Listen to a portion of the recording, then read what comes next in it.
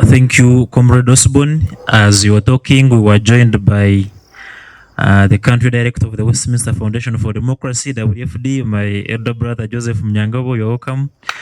And thank you for the support you give to the young people and the empowerment and participation in the decision-making process of this country. Also joined by Honorable Kabusu from the island district of Karangara. Thank you, Honorable Kabusu, for being a devoted member of the Youth Forum and participating in the activities of the forum. Of course, as I will not mention what has been said. Joseph, it's on record. So, as you also aware, we have Honorable Richard Gafabusa from the mountains of Rwenzori. You're welcome, sir, and thank you for the support. I remember last in the 10th Parliament when this bill was on the floor, you are one of the vocal people about it. And in the consultative meetings which we were having at Eureka, you really spoke about it, and it was sad that it did not see the light of day, but we hope that this time round it will see the light of day. So as Comrade Osborne has said,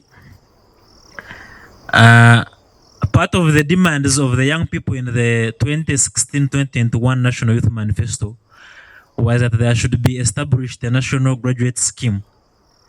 The reasons are well known. Labor productivity is one of the key indicators when you are measuring growth and involvement. Value added per worker, and the rest of those narratives. And we know, I think the latest report for some of us have read was that for one Tanzanian worker, you need 3 Ugandans to do the same job. And for one Chinese worker, you need 9 Ugandans to do the same job. So which means that our productivity in some ways is lacking. Then we also know this common thing of we want a young graduate with 9 years experience.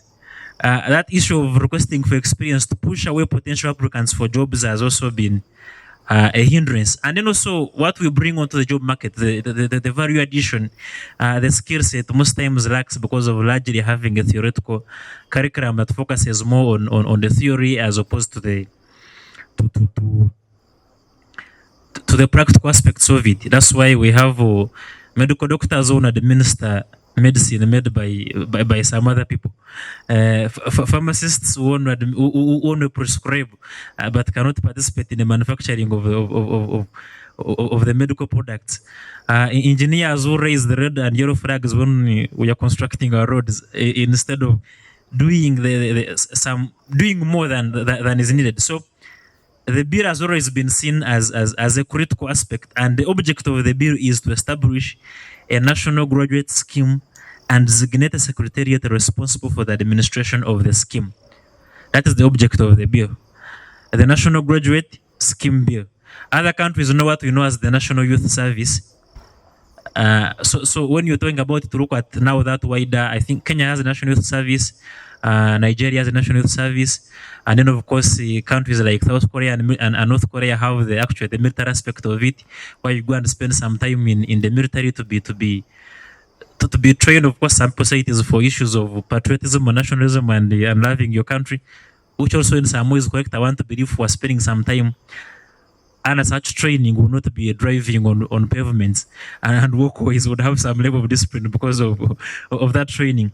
So yes, Honorable Cyrus Algon, Senior Youth, you're welcome to this discussion, and we're always glad to have you. I hope at the end of the discussion you can finish some of us. Ladies and gentlemen, I have a very expert panel. Of course, as I said, doing the ground rules, all of us here are experts. All of us are supposed to give our views. All of us are supposed to make contributions, but we shall be led by a panel of experts. The first panelist is Mr. Regan Wamaji. Regan Wamaji is well versed in issues of national policy. He is the immediate former Associate Director of Center for Policy Analysis. Currently, he is the Policy and Advocacy Manager for Malaria Consortium, and is well versed in issues of policy, really, legislation, parliamentary business, and the rest. Please clap for Regan Wamaji. And he's seated next to a very good what was born said. Let me stop there. The next panelist is Dr. John on his right. on his right. Then on his left is Dr. John Mshwemi. He is versed in issues of demography and he works with AFEDEV as a research and policy analyst. He's also a lecturer at Makerere University. Very well versed in issues of demographics and others, as you will be mentioning. So since you're talking about youth, is the right person in my view. Other panelists, Honorable Nyamutoro, will be joining us along the way, and oh, she has already joined us, and I will be introducing them. So, Regan, I will begin with you. I want you to unpack for us this bill, because I know policy briefs which I've read from your end talking about the bill. I want you to unpack it for us. What's this National Graduate Scheme bill, and what should young people expect in the bill? Good evening, everybody. It's a pleasure to be in this space again. My name is Regan, as I've been adequately introduced. But I'm going to first ask each of us, because from his introductory remarks, Prosper mentioned that this is the second in a series of discussions we've had on this particular bill. So it would be interesting to know who among us has read or has seen this bill, so that I start from a point that I'm speaking to people who are already knowledgeable. I don't want to assume that all of us or any of us hasn't seen or read this bill. So if you could raise your hand if you've encountered or seen this bill before. Okay. And I would request that those of us who are seated, to the people who have raised their hands, you can ask them to forward you the soft copy of the bill, so that we can have this conversation while you look and read this bill and digest it better. So if you'd like, raise your hand so that any of your colleagues can just WhatsApp you the bill. It's not a very big piece of legislation, so it's something that you can easily read in a few minutes. And I'll pause here for a second, because I've been joined by the Honorable Nyamutoro, and I'm going to...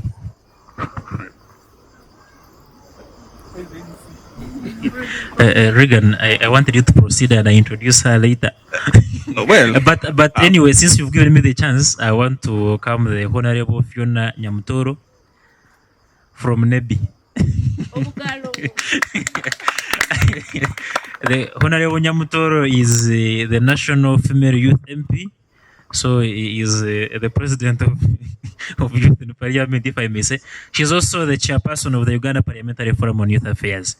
And we know how much she has done to bring the forum to light and make sure the operations are smooth. Thank you, Honorable Nyamutoro, for joining us. Regan, you can proceed. All right, thank you so much. So I'm going to just give you a bit of background. The Graduate Service Scheme Bill is not something that has started recently.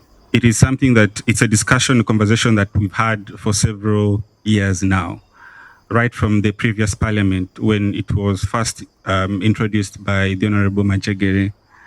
And the idea really was predicated on the need to deal with perhaps one of the most challenging and difficult issues that our country faces.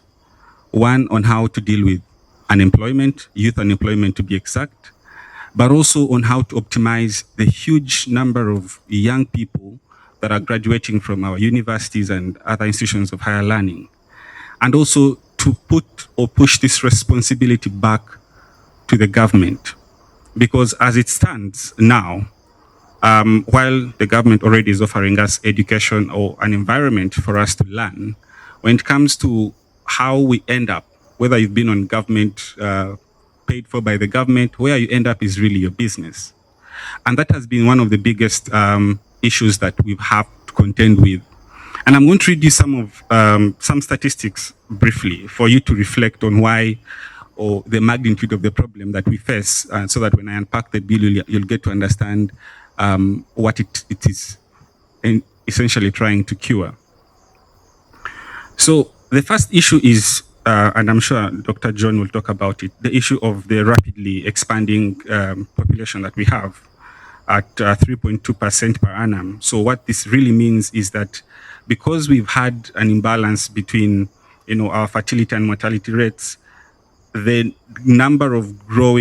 growing number of working population is increasing in the country. Secondly, according to UBOS, the youth unemployment rate is at around, as of 2021, it was estimated at around 17%. But then an interesting fact is that 31% are young people who are in time-related underemployment. Then the other bit is that nearly 2 million young people, youth to be exact, were found to be in vulnerable unemployment, which is often characterized by inadequate earnings, low productivity, difficult conditions of work that undermine their fundamental rights.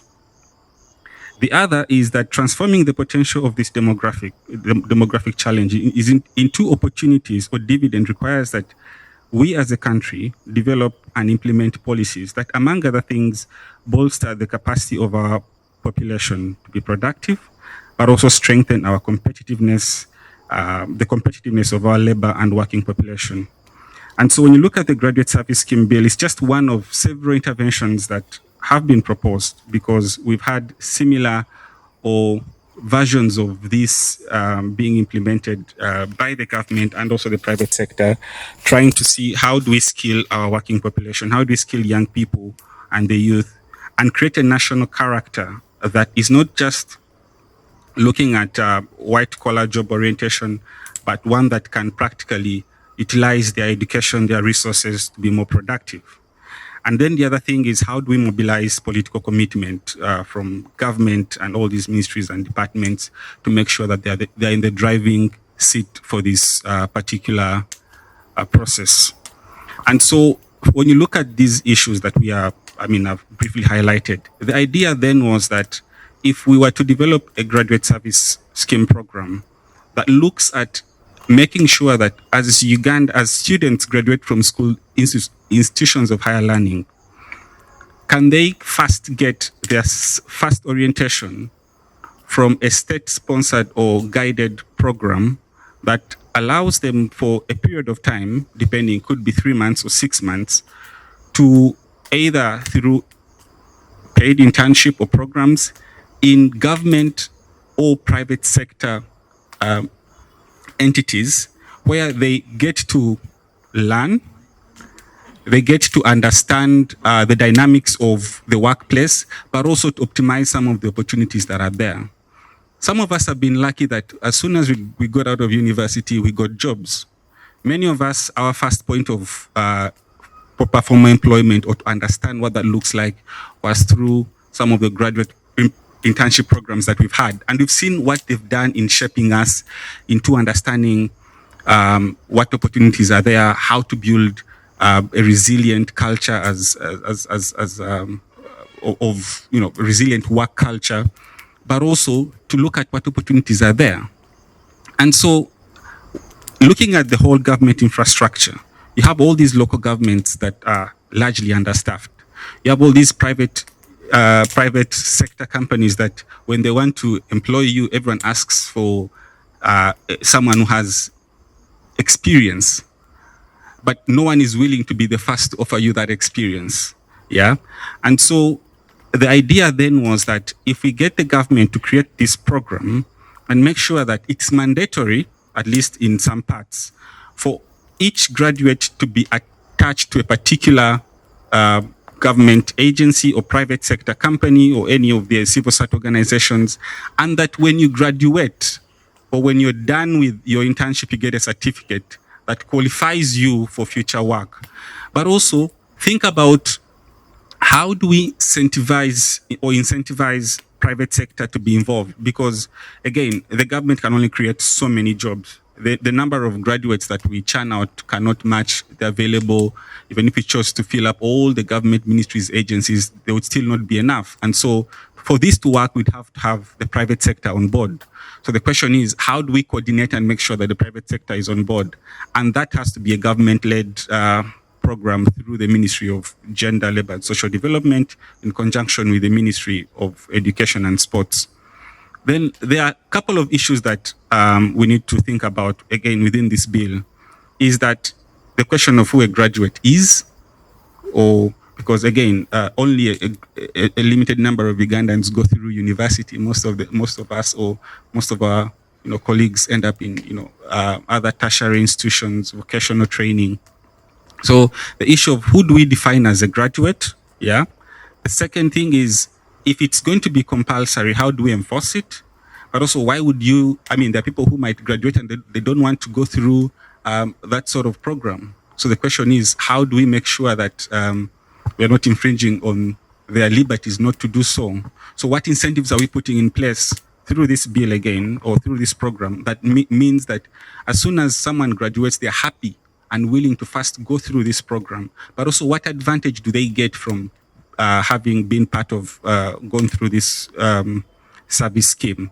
So those are some of the nitty-gritties that I hope we will clarify and give our views on. I'll not suggest that for you. But the key thing here is that, one, this process is very expensive. The Ministry of Finance, when the bill first came on the floor of the House and they were discussing the issue of financial implications, the Ministry of Finance suggested that we needed about 1.7 trillion Ugandan shillings to implement this program over a period of 3 years. Now, I wouldn't say the government doesn't have money. I'm sure we do. But it's a question of priorities, or a question of how we would be very clever in making sure that this is a self-sustaining program on its own. And there are very many ideas that we can share here. But also the issue that, because when it first came on the floor of the House, the most important issue we needed to clarify at that time, that was in the 10th Parliament, was who is going to run this program? Which ministry is going to be in charge? The second is, how are we coordinating among the ministries in government to make sure that it is properly financed and we have proper mechanisms of making sure that it operates? And then the third is, how then do we track the issue of graduates who are coming out of this program and where they go? So all those are ideas I'm sure you're going to ask yourselves. But essentially, oh yes, and the issue of youth. Who do you define as a youth? Because some of you might be 30 years old and you're still youth. Some of you might be 28. And in today's job market, it's rare to find, to define a graduate as someone who is 30 years old or 28, but some of them are there. So who takes priority? How do we work with universities to make sure that the young people who are getting out are already settled within the places where they need to start working? So all these issues are part of what has now morphed into the current bill that the Honorable Nyamtoro is going to, or is sponsoring in Parliament, with the benefit of the hindsight of the issues that led to it being shelved in the 10th Parliament. So now what we are looking to do is to make sure that we address all those gaps. But the essential thing here, the primary essential thing around this bill that you need to go home with, is that the idea of empowering students or young people or graduates into a force that all of us would want to employ, or everyone would want to employ, and make us very competitive, not just here in Uganda, but also within the region, has to be a properly government-led initiative, because the responsibility of churning out or producing a productive population rests, at least in great part, with the government. And the only way we can do that is not through the ad hoc programs we've been having. For instance, the one we had supported by UNDP with the Ministry of Gender, Labour and Social Development, where similar program was being done, but on a small scale, but as a legislative and policy directive, which then has the force of law, but also can be implemented. And this is why now we are at least more comfortable that we are on a better trajectory, because we've learned from the issues that derailed the bill before. But also the key thing is, how then, as young people, do we get the government to commit to this piece of legislation? Because the only way we can drive this forward is if we have both the young people pushing for this to come through, but also addressing some of the key issues that around equity, making sure that we're not leaving anyone behind, making sure that we're not sidelining people who are in the tertiary and vocational training, but also mindful that if we are going to make any step in the right direction, we have to start small. Anything that starts big usually fails, and I'm sure you've seen. We have a lot of experience from these huge government, national scale programs, whether it is ever.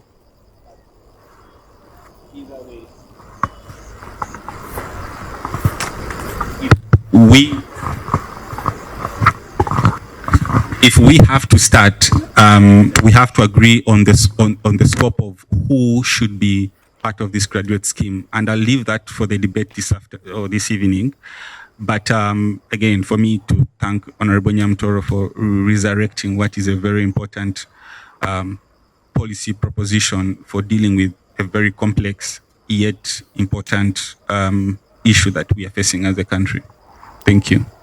And I do hope all of us have received a copy of the bill so you can read for yourself the details, because like they say, the devil is in the detail. Thank you, Amaji. I don't know how to say devil. Thank you for the elaborate unpacking of the National Graduate Scheme Bill. And as you said, it's not the first time it is coming up. Honorable Gafabusa was in the 10th Parliament, knows how much views he had given around it when it was sponsored that time by Honorable Majegere of Bunya East. I think he did not make it back in the 11th Parliament, but he had sponsored it. Also, another know how much some of us moved around seeking views of young people on that bill. And as I come to Dr. John, on the policy making continuum, always item number 7 is do nothing. Leave the situation as it is. Do nothing can be because there is already something existing, or there is no need for a new policy initiative to come up. And for instance, we know Dr. John, the medical interns, the pre-interns. It's one of the things we always assured of every year. A medical intern is going on strike. They will be assured that they will be hanging in Karamoja every June and July. So for the existing schemes we've seen around graduates gaining skills before being formally deployed, do you think there is value addition in this bill that now is looking at an omnibus way, like tackling all the graduates getting out of the university and education system? Is there any value addition, or there can still be a do nothing implemented on this? Thank you. Thank you very much. My name is John Mushomi. For those who grew up with me when I was youth, I was called Johnny, and therefore I'm still young at heart but old in age. I like the question posed to me because it reflects and resonates very well from my journey or my contribution or my thoughts towards the conversations about the National Service Bill or Graduate Scheme, because I did some writing around this. And I'm so glad for those I look up to in the policy arena, like Reagan, Joseph, and many people. They first left me to go in the forest and write. And when I brought what I had written to them during that time, I think when Majegele, I even didn't know Majegele. I didn't know there was anything in Parliament. I was ignorant. And when I presented what I'd written, it was clear it was bullshit. And they invited me to read what was going on in Parliament. And I think I appreciate this comment because that's my point of departure. Reagan has given a very good background and a good dressing to this conversation. I'd like to go back fairly way in history before I respond to the question. For those of you who have taken time or have got an opportunity to read the Bible, it dates back as far as the Bible times. If you remember the story of Daniel I think Daniel, the story, if you understand the context of the Daniel story, he was among those boys, young people they put in the king's palace to eat well, feed well, and later to serve their nation. So that probably could, the youth service or the national youth service could date from that time actually. We also know that this is not new because different countries have implemented it differently. Uganda has implemented it a bit differently. For Uganda, as far as I read, I heard there was a national youth service, but it was limited to military service during that time. I know that Israel does that, but also it is also military, I think. The US has successfully implemented it as well, but for Africa level, I think Ghana would serve as a very good example.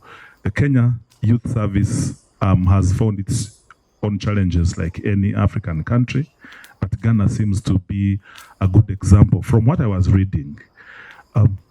Nigeria.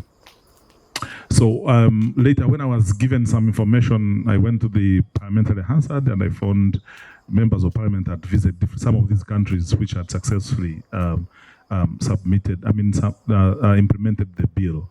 I also have an opportunity to interact with citizens who have gone through this service. And I can testify that you can tell a difference from a person who has been trained, even in terms of the pathways, the way they started working, and the way they view nation building, and even their participation in national issues in a way.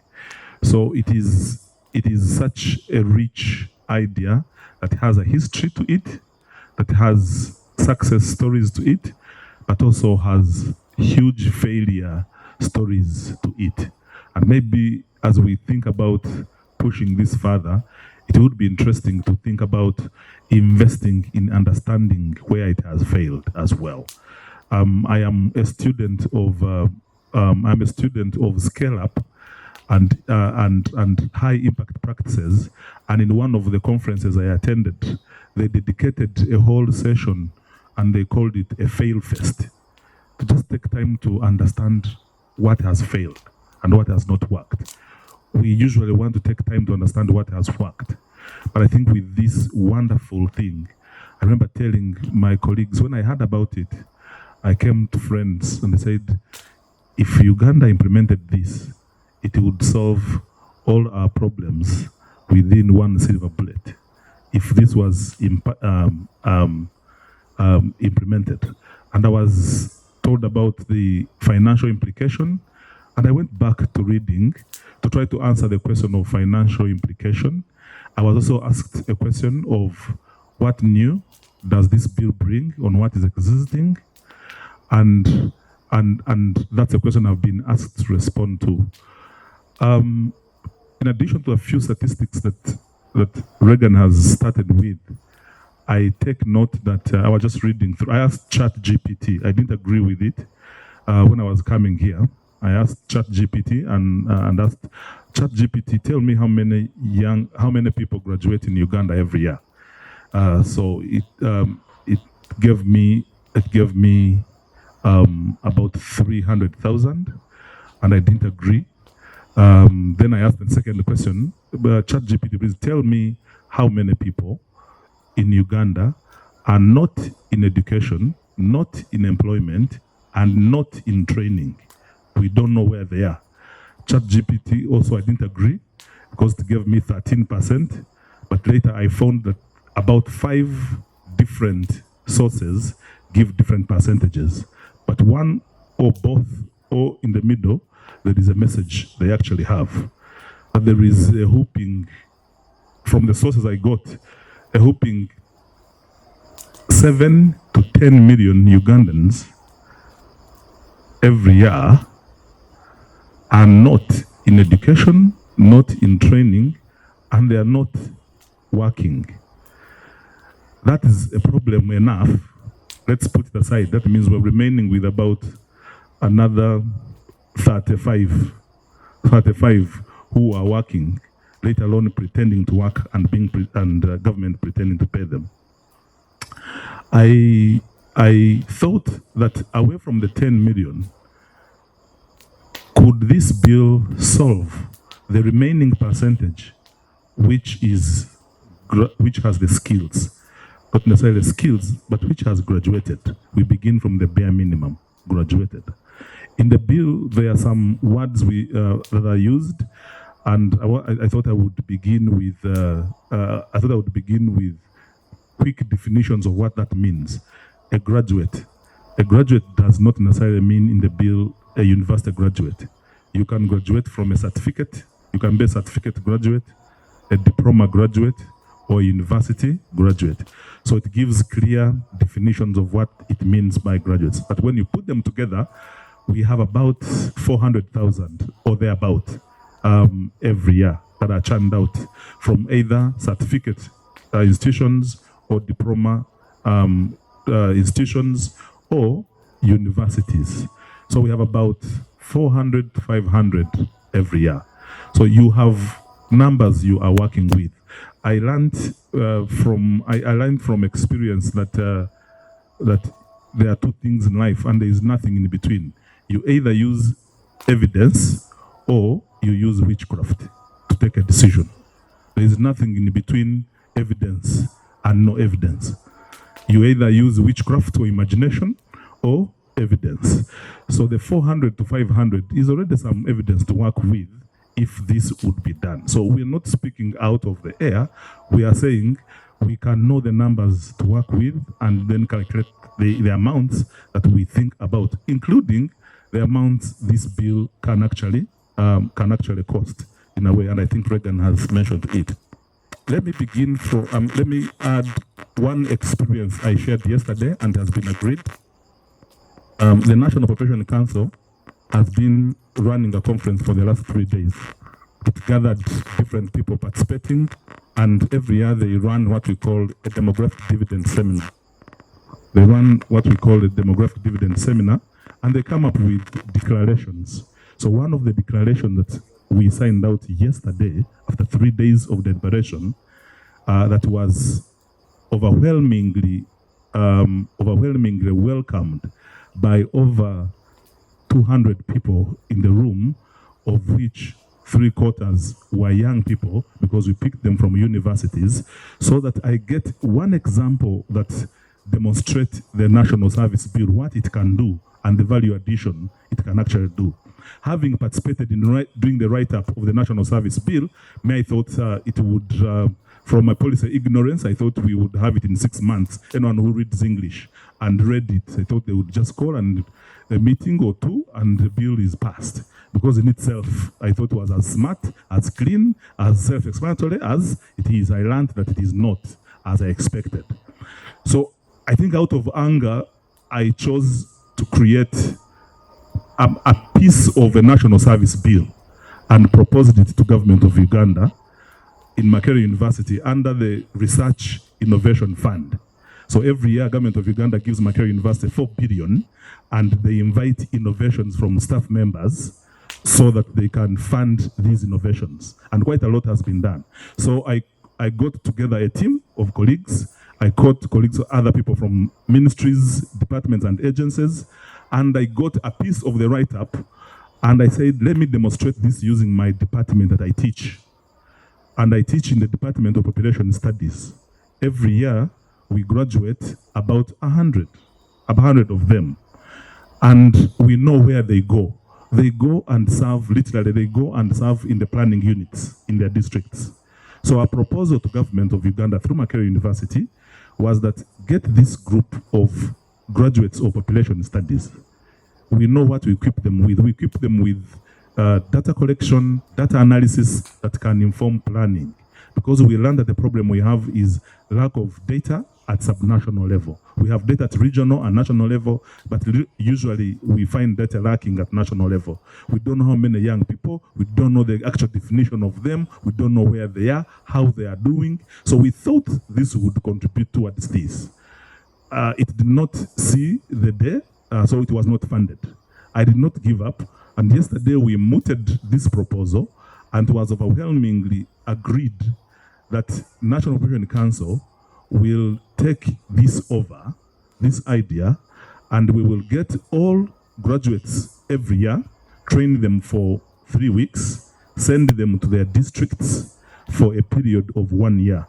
They will be attached to planning departments under the supervision of a district planner, and their job will be to come up with 3 things: national district population profile, come up with a situation analysis of the district, how many young people, how many old people, how many women, how many are sick, how many are not sick, and all that, to provide the district up to the village level evidence. I do hope that the parish development model, for example, might benefit from this program.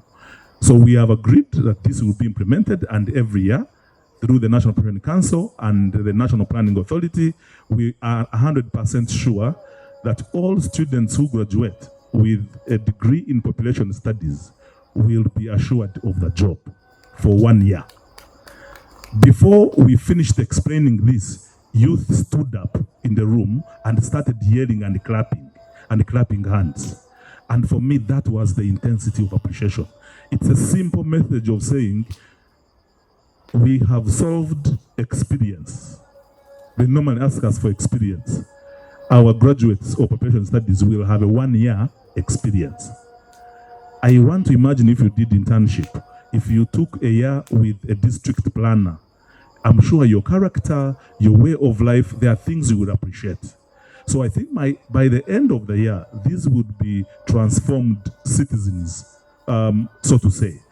It might be better than training them how to shoot only and telling them how many wars we fought over the years, which is good information, but is not enough. And as I speak, for me, this is a good example. What are the value additions that this brings? Already, the parish development model coordinator was present, and he thought he has something to pick out of that proposal. The National Planning Authority was there, and they thought they had something to pick from the proposal. The youth saw their friends with jobs. We proposed $100 per month as their facilitation during that training. They already see themselves as jobs, because we have many who work for $50 or less. For them, they will be having $100 per month for a whole year. So for me, the National Service Bill, looking at it from a general perspective, it is possible that this bill, once implemented, the young people will be assured of jobs, and we will solve to a large percentage unemployment. Number 2, the other government programs that are running will find solutions in the trained Ugandans. When you meet a Ugandan, when you interact with a national who has done national youth service, not just military service per se, but national youth service is an adjustment of national military service in a way. We do propose that you have some military service training, you have some defense training, you have some civil service training, you have some entrepreneurship training, you have some administration and management training, you have some etiquette training. Within the 13 months of national service, you'll get a complete youth who has information about his country, who has a history about his country, who is security aware around his environment, who is aware of both his security, his environment, his society, and the history of his nation, but most importantly, has some cash in the pocket, he has some worth in his mind, and I think for me that would be a silver bullet to mindset change, to income situation change, and we also propose that in terms of the impact of to the nation, I know there is a perspective. One thing I was asked to answer was the cost implication to this bill. I propose something different. This should not be a cost to government alone. Government has institutions where, and government invests quite a lot in the education ecosystem.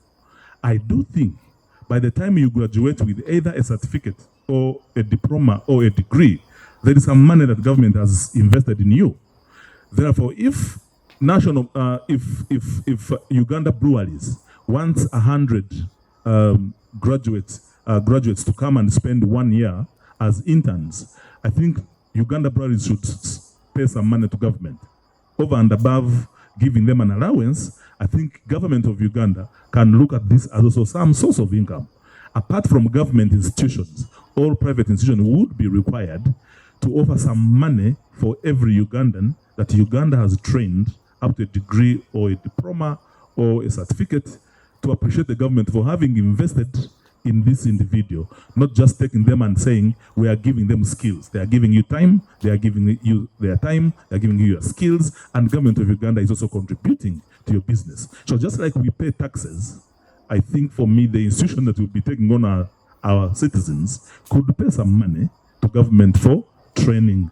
So we could cut the cost by half that we would calculate.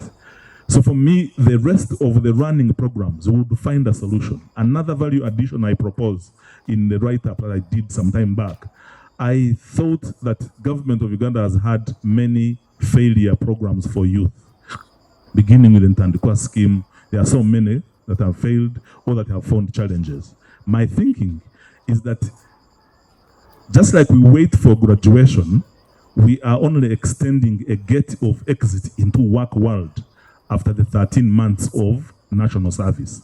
Then all other institutions that need Ugandans can wait for an extra year, and police can pick, army can pick, prisons can pick, employers can pick, private sector can pick, government officers can pick, but after our youth have been equipped and trained during the 1 year national service scheme, you will then if you want to support youth, the first certificate to produce for you to achieve to be part and parcel of the of a beneficiary of the government programs, you should present that certificate. Then you can be recruited for the wealth creation circles, you can be recruited for the Ntandikwa scheme, you can be recruited for PDM beneficiaries. So all that waits for a youth who has gone through a round 360 degrees training, including training under national service when they are put in the through the program. Over for now. I look forward to further additions as we continue the discussion. Thank you. Thank you, Johnny. He said it's Johnny when he's among young people, and John when he's with the lecturers. Thank you for the good insights you've given us, the value addition of the bill, and the proposals you have previously made towards our young people. We have been joined by Jeremiah, but he's moving away as soon as he joined. We're also joined by Honorable Agnes Chirabo Nantongo, the youth MP for Central Uganda. Karap for her. Some people laughed when I said Nantongo, but I know she will say it's her name when she introduces it. So, Dr. John talked about engagement with the private sector, and you know it's one of the biggest employers in this country. And of recent, I was reading, I think it was Daily Monitor, saying that the Honorable Sarah Opendi was suggesting introducing a piece of legislation on corporate social responsibility, because a factory which makes cement in her constituency did not give cement to church during fundraising. Anyway, what it is something that I'm trying to bring up in this, and I think it's a proposal I have seen in a policy brief by the Westminster Foundation for Democracy on this bill, that from the formative stages of the bill, we have the Federation of Uganda Employers on board, and there is, I don't want to call it something binding on them, that mandates them to tell their members to take up a certain number of graduates every year, because government alone may not be able to consume and absorb them, and with the standard rate upon which they are remunerated from the beginning, not just bringing it after the bill has been passed and now you're asking. No, it should be, I think, something that is mandatory, not mandatory, I don't want to say mandatory, but something that comes from formative stages of the bill, and that means engaging the Federation of Uganda Employers, because they have slots, they have everything, and the facilities to train young people. And I'm also in agreement with the proposal of the modules that the Dr. John has proposed, the civic modules, the military modules, the military training modules, the finance and administration modules, to be part of that training, so that you have a whole and holistic young person that gets out of that 12-month training after graduation.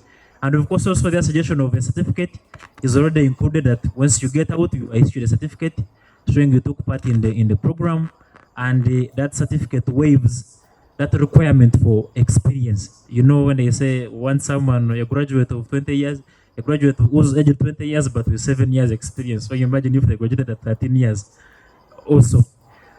So before we get to the MPs whom we have in print here, and I want them for presence, I want us to get to the audience. And as we say, the ground rules, you have information, you're proposing actions, and less of lamenting. Let us not lament, my brothers and sisters. So, young people present, I want you to raise your hands and make your views. You can suggest on the clauses of the bill what you want to see and what you want to see removed. I would begin with Laban, the first graduate from his village. Prosper. Why did you have to put that? I will find you. Thank you so much. First of all, I'm happy to see the MP for Chamso, Council Kabusu. Siban used to support me indirectly between 2014 and 2018. So I'm happy to see you, sir. First of all, I want to appreciate the different MPs who are here. Indeed, you appreciate the challenges that the youth face and aspirations. And also want to appreciate our National Youth Female Youth MP for the work that you are doing. Yesterday when we had an event, someone came and wanted to attack you. And I had to say, that great lady, she's doing something good. I think Mase can testify. So my input in this is that the youth have been having so many challenges. So many graduate from different institutions of higher learning, but they are always rotting on the street. So many are still in different institutions, but they don't know what next after graduation. So I think this bill is to help us to bridge the gap between those who finish and the employment. But I also once again want to appreciate the people who have initiated this process, different stakeholders. I am so much embarrassed that we have only one secretary of the National Youth Council here. The rest are not around. When we are talking about this bill, we have to consider a comprehensive analysis if this bill is to be effective, implemented by both the parliament and the executive. But the most critical thing is the financing of this project. The finances. Because everyone will come and appreciate the bill, but we have to look at the finance part of it. I am happy the lecturer from Makerere University talked about the cost sharing issue. And that is where the main point is. Because you see, the government always appreciates the deployment of medical interns. But the issue is about the finances of finance that project. So to me, I looked at 3 models that can help in terms of cost sharing. And one I looked at, one part looking at the government financing for those who are employed by the government departments, getting employed and their finances being remitted directly to the graduates. Then I looked at the cost sharing model, as he said, where the parents, the employers, the government can come together and finance that part. But also, I looked at the full financing by the employers. There are some companies that can manage to pay for the allowances of those graduates who are employed. That is what I can say, maybe. Thank you. Thank you, Laban. Your village is proud of you. As Laban was talking, I know weather is for two, but please, there is weather for tea. So you can go and grab a cup of tea as we continue the discussion. We have a working tea. Vivian, I don't know which district she represents. She has something to say. Thank you. Hello? Thank you.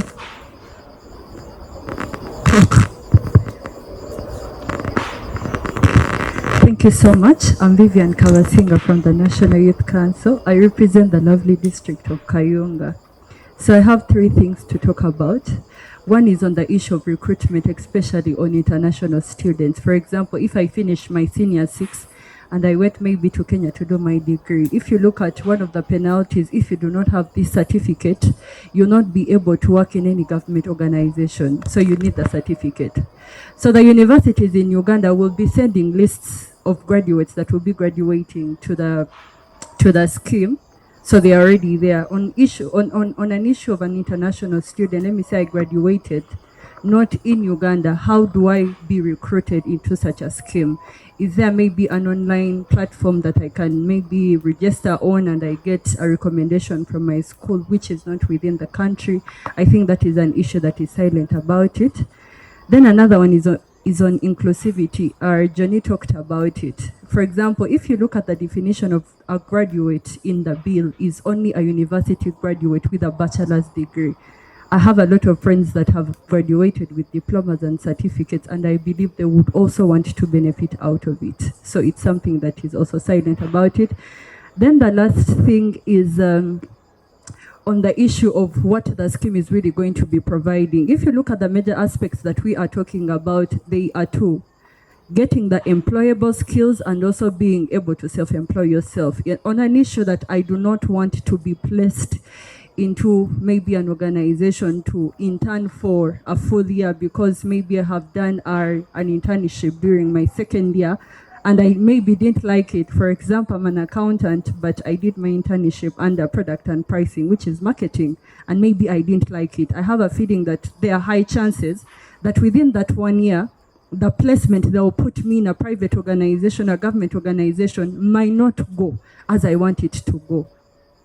You understand? So on that issue, as a student or a graduate that is done, what does the scheme talk about, such an issue? If that issue happens, is there a solution on it? I think it's something that is also silent about it. And lastly is the scope of what the scheme can provide. It shouldn't be only placement. If you look at the Nigerian service, I have friends of mine in Nigeria that do. It's a lot. There is mindset change. Most of us, I did accounting, but right now I'm a tailor, I'm a fashion designer. I may not want to be into an office space, maybe attached to the things that I want, or maybe start up something that I want, and the scheme is able to monitor and see the issue of, self-employment and self-reliance, irrespective of the course that I did, can work out. Yeah, thank you so much. Thank you, Vivian. Honorable Nyamtora has something to say. Sorry to interject now, but I thought we should just clarify those issues right now before the rest up, because I'm sure viewers to rotate on the same thing. Now, Regan have addressed all this. To begin with, I'm sure he just needed more time. To begin with, the issue of international students. Because it is a national scheme, what we want to hear from you is whether we can recommend to government to be able to accommodate international students who start from Uganda. Because, for example, in countries like the UK, you can their scheme even when you are a citizen. But it is not possible for a UK citizen who studied in Uganda to get a certificate, yet they have not attended the program. Is that clear?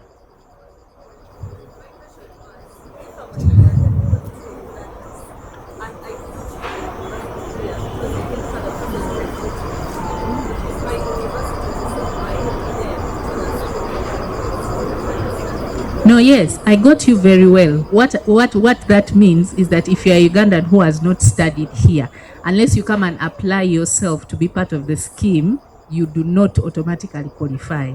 Yes. Yes.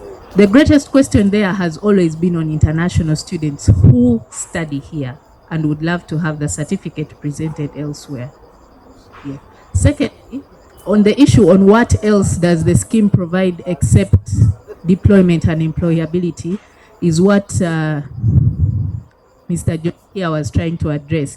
It is not just about deploying people and having them have employability. We are speaking to so much. He just probably didn't have time to elaborate further, but the soft skills, everything that you talked about is under the umbrella of soft skills that sometimes you might not even get the opportunity if you are a professional student like a medical student. But there are skills that you need to be able to fend for yourself out there. Say, for instance, if you don't get to practice as a lawyer and you get to do something else, that 1 year experience and a well-established criteria of modules has to be brought up that the students go through. So it is not just about going and serving as in a particular department because you studied that. It encompasses especially skills that you need to be equipped with to be a complete employable person or citizen in any workable department that would find you viable to be employed. Then thirdly, sorry I wasn't noting down, but your issues were very critical. Thirdly, the definition of graduate. Definition of graduate, like we were all saying, Regan, I came in when Regan was already speaking. I don't know whether he explained that the Honorable Majegere started it off as the National Youth Graduate Scheme. And the word youth is constitutionally defined as 18 to 30, which already makes it limiting. Now, me and you know that we do not have the ability to establish whether everyone graduates before. There are people who do adult education. There are people who, after senior 6, get to do other things and attain a degree after. So it brought about a lot of controversy, even within government itself, because everyone was like, if you keep it to the youth only, then it's very discriminatory. Every Ugandan has to benefit from this. That is why we dealt away with the word youth and came to graduate. Now, a graduate also has to be sieved to a point where we are sure, we are certain that we also don't vulgarize the intent of the bill to every extent. I do not agree with the notion that it should encompass certificate holders, but we can, for instance, say a graduate could be a degree holder, a bachelor's holder, or a diploma. So we also need to come to a consensus on that. Do we hold only bachelor's or diploma? Or there are some few people who think we can handle certificate, but government actually, last term, the silent issue that they have not told you, like Mr. Me picked out a component and introduced to his department. Government also picked out the issue of the national skilling. That's where the skilling hubs came from that were put across the country, because they wanted to address the issue that this can serve every Ugandan. Now the certificate and all the other categories fall under that branch, because under the skilling hubs, they are even skilling people who have never gone to class. Anybody qualifies as long as you present yourself to the hub. So me, I think that is also very, very pertinent, especially when we are speaking to education. because you also do not want young people at every level to be able to access this certificate that we are giving a lot of value, that they are able to access it at the lowest level. Then people will not go to university, probably be limiting them. But the most important thing is that you get to attain it once. So we need to establish whether you do if you do that at diploma level, after your bachelor's, if you decide to continue, you cannot redo it, or we can strictly keep it at bachelor's level. There are countries that are strictly at degree level. If you ever want to be part of the program, please go get a degree. So I thought that should be clear so that other people fall in line. Thank you. Thank you, Honorable Nyamtoro. The bill in its current form defines a graduate as a bachelor's in its current form, and it specifies the years of 18 to 30. But we know those who join at mature age entry, sometimes you can join at 24 and graduate at 27, and you could have a diploma somewhere, so you may put added stress. There are too many hands. Yes, Honorable Kabusu.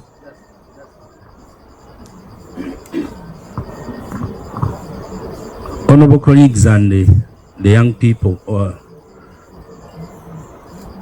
the facilitators as well. My name is Moses Kabusu. I wanted the Honorable Nyamtoro to guide me. When we are very active as young Democrats, shortly after university, we were putting a lot of pressure on President Museveni and his government to do something for the youth. And there were responses that we have vaccinated you, we have given you immunization, we have brought UPE, USE, and you demanding too much, even after doing all that for you in this government. I know, whether through the bill or the youth. Then the last question I also wanted to share with you is, what is your opinion when President Museveni or government today promotes science from secondary schools, tertiary institutions, university? They'll get the loans, credit facility they do, and abandon arts.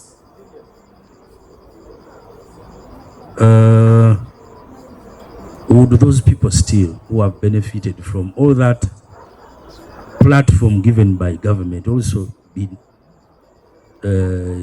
thinking government has not done anything for them, who has not bothered to see that they are employable or in gainful employment?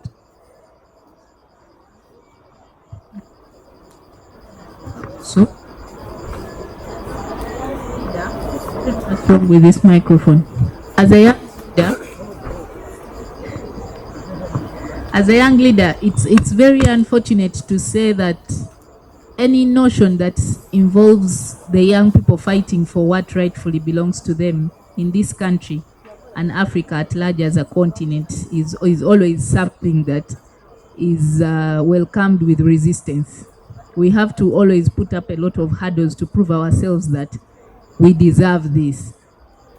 Speaking from the lens of this bill and the reason as to why we strongly debate that the word youth is detrimental to the bill is because, one, we are talking about education.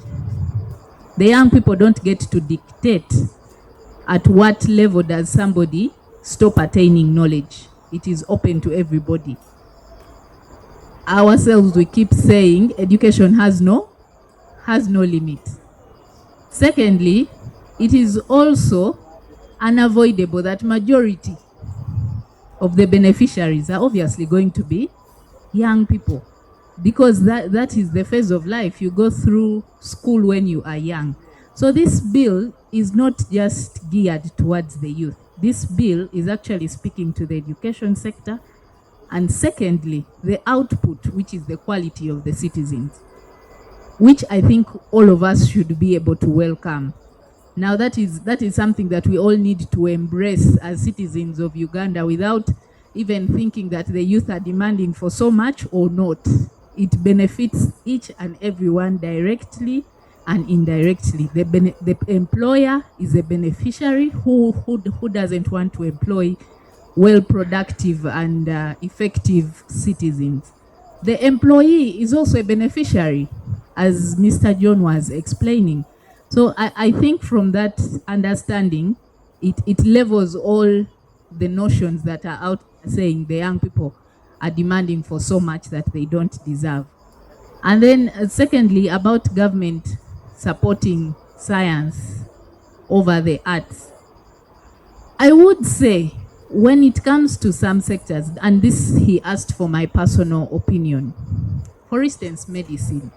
I remember when we were debating about the issue of medical interns in Parliament, I was speaking to the fact that we cannot say that medical interns are demanding so many when the population is growing and the number of doctors that we have are barely even a quarter the ratio of citizens that you have. You actually need more to be able to have a livelihood of people that you can sustain. Now, it might not be very practical as leaders to come out and say that we are preferring sciences over arts, because we all know we cannot develop only by sciences. But if there is a need to incentivize and see that a particular category that is lower than the other is risen up, so that at least there is a balance of status quo, again, to equip and fasten development, I think it works for the betterment of us all. Now, this bill comes also with a provision, and that is also something that I want to clearly hear in the debate, with a provision of us having exceptions on the professional courses. Now, fortunately or unfortunately, most of the professional courses are actually sciences. Most of them. Because you have an accountant who will have to attend CPA after their course, or SCCA, and then you have a medical intern who has internship that is mandatory for a year after 4 years of study. How best do you incorporate them not to miss out on this program? How best do we have them comfortable as part of benefiting from the modules of this program as well? I think those are the questions that we are supposed to be asking. Otherwise, as a leader, it becomes very, very hard to stand up and say we prefer this sector over the other, because we all know that we need both. Thank you, Honorable Nyamutoro. We still want to get views from the people, but as they get, I wanted to bring your attention to section to clause 9 and 10.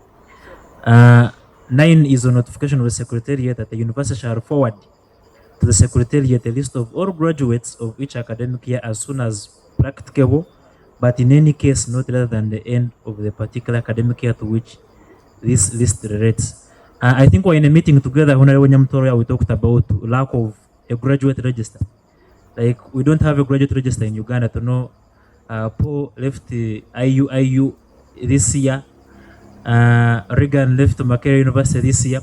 So I think the first thing would be, under this one, for me it should be the National Council for Higher Education submitting a list of graduates to the Secretariat. That means we have a graduate register, we have maybe a graduate management information system to which these names are, and in a digital age, in a digital era where we know and we can easily track, we know this one graduated from this university this year, they are doing this and everything beyond even the period of service. Then, relatedly on clause 10, on placement under the scheme, the Secretary shall, upon receipt of the list under section 9, determine and issue placement of a graduate in a particular. Yes, that one is okay. They're not saying that, I think it is within 1 year. For me, I find that one a bit discriminatory, because Makerere graduates in January. I think pre-COVID it was January, now it is around Feb. But I think they will revert back to Jan. Chambo graduates in December, November. Cavendish graduates in August. And other, so if I graduate in Jan, do I wait until maybe December for placement? Between that period, what do I do? Because for instance, Makere, you finish exams in May and graduate in Jan. So you have already taken about 6 months waiting for graduation. Then you have to wait for some other time before placement. If you are in Chambogo and you're graduating in December, so for me, I think we need to think about the graduation periods of these institutions and make sure that our students don't spend much time waiting to be placed, because we may lose some of them in the process of waiting for them to be placed. Other views, I think I will come to the MPs later. I want us to hear the views of the young people of Uganda.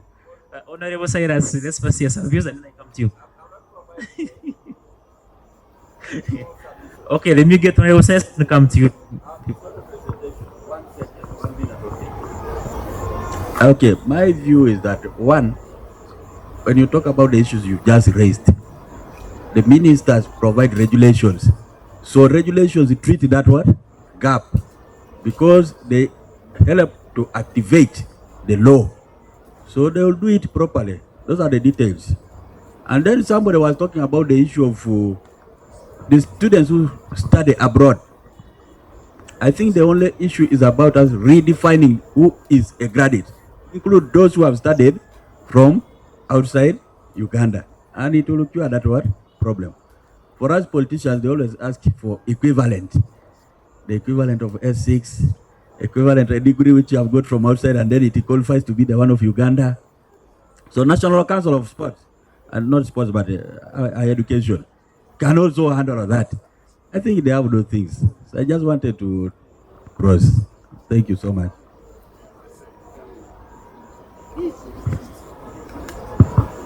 Yes, thank you very much. Mine goes to you, Honorable Nyamtoro. First of all, a big vote of thanks for the good work that you're doing. This bill that you're pushing, you seek to solve the problem of employability. This is a big challenge, as my comrade Kato tried to elaborate. And the biggest challenge is not the lack of jobs, but there's a conundrum we are stuck in, where there are too many people looking for jobs, and there are a lot of employers who cannot find people to employ. So we are stuck in between, and I believe it's a silver bullet to solve that. Hegemony behind a nationalistic approach to career. Simple English, eh?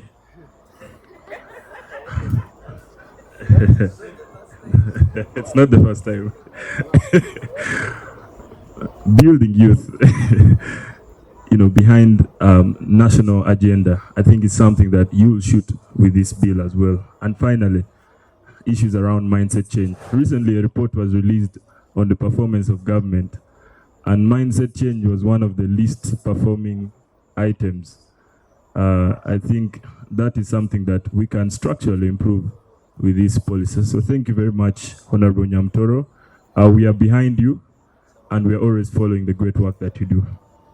But Honorable Nyamtoro, I have a concern with our colleague from the National Population Council when he was talking about ChatGPT, checking figures using ChatGPT. I think we need to be more exact than that. We have several issues that could arise if this is not planned well. You have the unique opportunity to plan for something that could last generations. One of the things that needs to be addressed from the beginning is the issue around affirmative action. We cannot guess the number of graduates, and we should also not guess how this thing will be funded. Once scarcity comes into the picture, for example, there are not enough companies to take up graduates, then issues around affirmative action and discrimination will inevitably come up. We shall have companies like Nile Breweries saying 100, but 100 who? Who are the people who go through universities? Where do they come from? Once the issue of scarcity comes in, we are in trouble with the issues that are already existent around regional imbalance, especially in a lot of spaces. We all know the discussion that is going on Twitter. So that should not be guessed. The numbers should be clear, and scarcity should be managed from the beginning. We rather start with models. Regan talked about starting small or model institutions and then grow big, but we should handle this from the beginning. The other thing is in business, we call them upsells or downsells. But there are people who may be 31 and they're still going to serve the country for 30 years. There are people who are 40, they have 20 years. There are people who are 50, they have 10 years or more. Can we have some small, a small, because we talked of different sections, civil, entrepreneurial. These are people working with us. Can there be something for them? 2, can something be organized for the people who are not graduates still as a downsell? Doesn't have to be at the same scale, but it has to be recognized because we do have a big challenge of the urban poor. And I think that is something that could help. So 2 of those groups. And then finally, Honorable Nyamtoro, I think sometimes people don't listen when we tell them about these programs. But one of the best ways is we should have a discussion about what will happen if we don't have this National Youth Service thing rolled out. What will happen? We do have a population issue. I remember in Parliament you stated that most of the people we call youth are actually children. The COVID babies are going to come and haunt us. And these are some of the things that people need to listen to. As you finish up, I'll give you a microphone. Yes. Sometimes maybe people don't understand when you about the bill, etc., like Regan was trying to do. But there are a lot of things that could happen if our youth are not taken care of. I know it's unpopular, but I think Honorable Chagulan is doing us a big service by holding the urban poor together. We have been using Nigeria as an example. Once the urban poor disintegrate, we will have a lot of issues around violence, disintegration, cultism, which we see cults in Nigeria. So I think we need to talk about what will happen if this National Youth Service is not brought about. All in all, thank you very much, Honorable Nyamutoro. We are behind you. Thank you. There is something you spoke and then stopped. I want to give the microphone to Honorable Nyamutoro for a minute so that you can pray about it. When I say you will say receive, you said right Honorable Nyamutoro. So in the next we may have right Honorable Nyamutoro. So please receive. No, I'm not going to respond to what he has raised because I don't want us to create a back and forth response. I just wanted to emphasize that for the rest of the speakers, please, you see, all of us are lined up here to come and listen to you today. The assumption is that you have copies of the bill and you have read it. The only reason I have not yet sought leave from Parliament to introduce this bill right now is because the first draft that you table in Parliament while you're seeking leave is the one that the Attorney General will hinge on to debate government's position. So it is very important that we present a draft that is thoroughly thought through, that encompasses your ideas. So please, as you speak to us, speak to the clauses of the bill, one by one. All the issues that you want to raise are actually in the draft that you have. Thank you.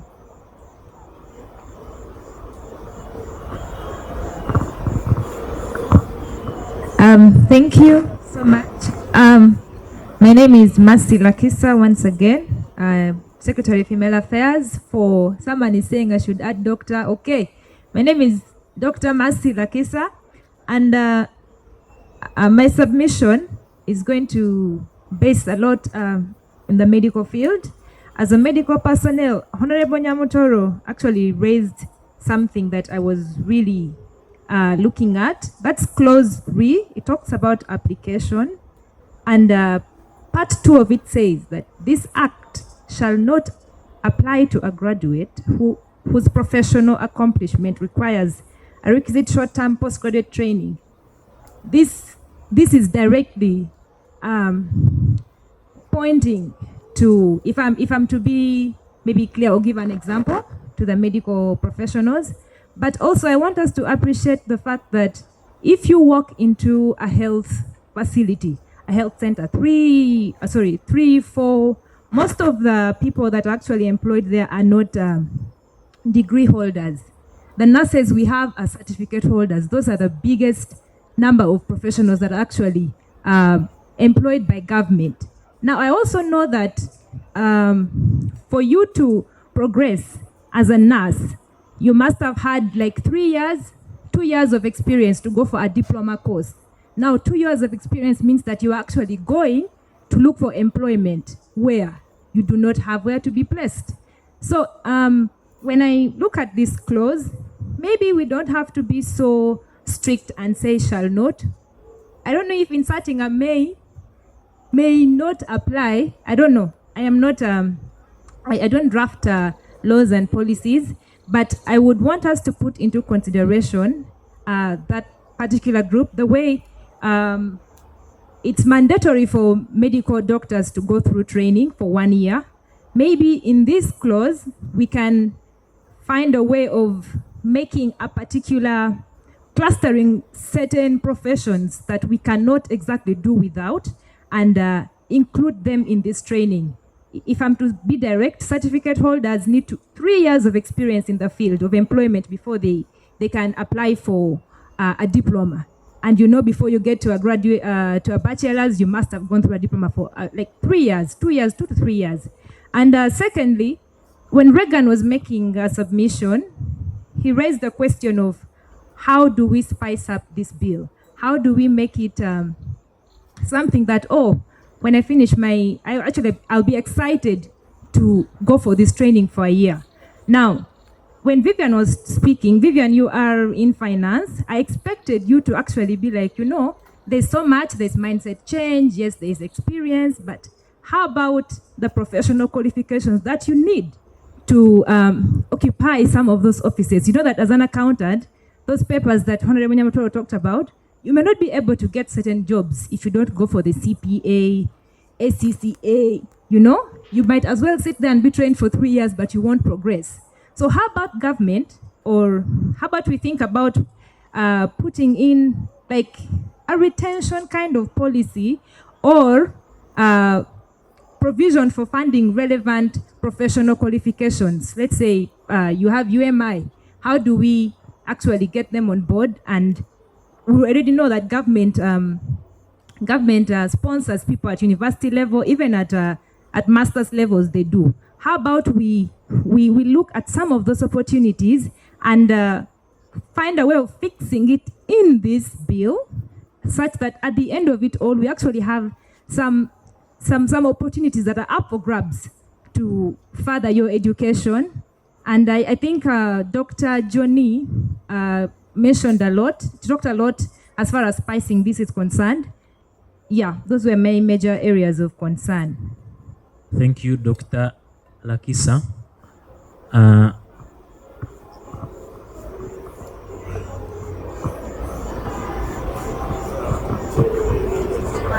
Sorry to intervene.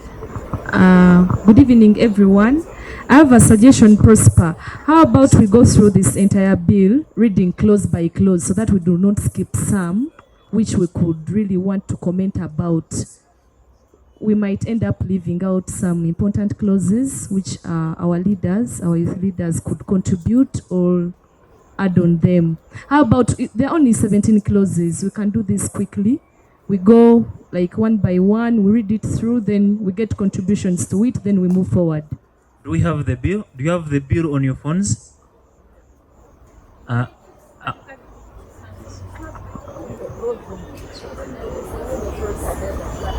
have become the speaker now.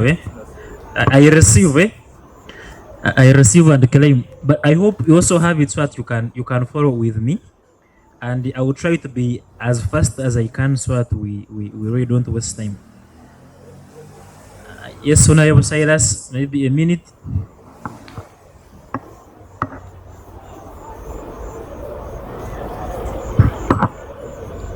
Because of time, what I thought, controversial clauses, I already know the controversial ones.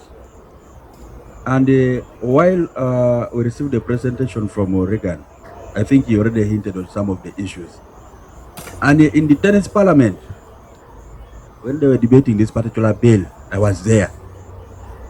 And I sort of know some of the issues which were raised. And for me, I thought that is what we should be dealing with. Why government said no to this bill. So when you look at the bill, in its summary, because you will be picking these issues and you think about them. Number one, we start with the issue of either government or private sponsored what? Bill. Should it be a government bill or by a private member? That was one of the issues. Two, the issue of housing of the bill. Which ministry, for instance? In the previous bill of the 10th Parliament, they were suggesting to have a secretariat. That was the other issue. And that would push us to force government to spend.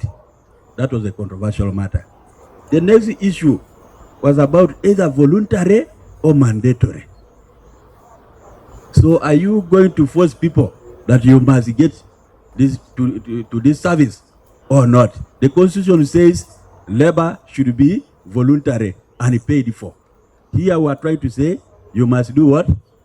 Go to the service.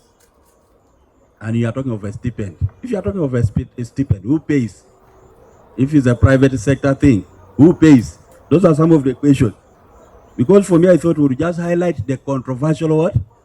Clauses or provisions. Yes. Thank you, Honorable. I want to agree with you that probably we need to look at those controversial issues in this bill. I was also there with you in the 10th Parliament when this bill came. First and foremost is that everybody in Uganda supports this bill. Everybody. Because it is well intentioned. The challenge, the biggest challenge actually, is what you just raised. Number one, whether this bill should be brought by a private member, as a private member's bill, or by government. And it is not negotiable because it is constitutional. But that depends on the second issue you raised, whether this national graduate service should be mandatory or voluntary. The spirit in which it was brought by the sponsor, the Honorable Majekere, was that it is mandatory. Now, when it becomes mandatory, it makes now, for example, there's a provision that now we have a department in the Ministry of Labor to manage it. That alone puts a charge on the consolidated fund because you must have people to do the work. Immediately, it puts a charge on the consolidated fund. It now goes against Article 93 of the Constitution. Article 93 of the Constitution stops Parliament from proceeding with any bill or motion, the effect of which puts a charge on the consolidated fund as a private member's bill or motion. And once that happens, the very first day the Honorable Nyamutoro brings that bill on the floor, the Attorney General will shoot it down. And all of us will have no defense because Article 93 of the Constitution is very clear. So what we should be discussing here now is how do we jump the hurdle of Article 93 of the Constitution. That means it has to be optional. National Service, Graduate Service Scheme should be optional. The funding of which should not be put to government. It should be the private sector, civil society, and the government if they so wish. There's a difference when you say government should together with all the other employers. That makes it mandatory and puts a charge on the consolidated fund. But if we make it voluntary for those who so wish, then there we skip the hurdle because we can't change Article 93 of the Constitution. Now that is where we should focus our discussion if we are going to proceed with this bill. The rest of the provisions of the bill, we can capture the concerns of the members, of the young people, and we see how we fit them in. But those key issues are what we should really discuss. Thank you very much. Thank you so much, my colleague. And I really thought it was good to hear from him. We were there, and the Honorable Majekere used to be my neighbor. We used to sit like almost together. Bring this bill. So the other issue that members were raising was the issue of availability of space for the graduates. If you say that now it is mandatory, are you sure that we are going to have space for everybody to have this kind of training? Are you sure? There is this issue of assurance. No. Success stories in Africa around this particular intention. And I'm happy, I think it was Reagan or somebody who talked about Ghana. I've personally not gone into depth to find out what has happened in Ghana, whether it's a success story. So we need to listen to that story. The quality assurance and the standards. Yes, somebody can be placed there. How sure are you that that person will attain the training that is needed? Will come as a changed product after that assurance. The other issue was about the length of the training. Should it be really for 1 year? Or it should be for a month? Or 2 weeks? Those are the questions, solid questions. The issue of labor externalization, there was a debate around that, but I don't recapture it properly. I don't know what they were talking about, but issues of those who are going to do work out of the country. There were issues raised around that. And then the age of the graduates. Who is a graduate? The definition of the graduate. For instance, I have to inform this house, you should celebrate with me on the 18th of October. I'm graduating at my age. Yes, so I qualify to be what? A graduate. So should you deny me because of age?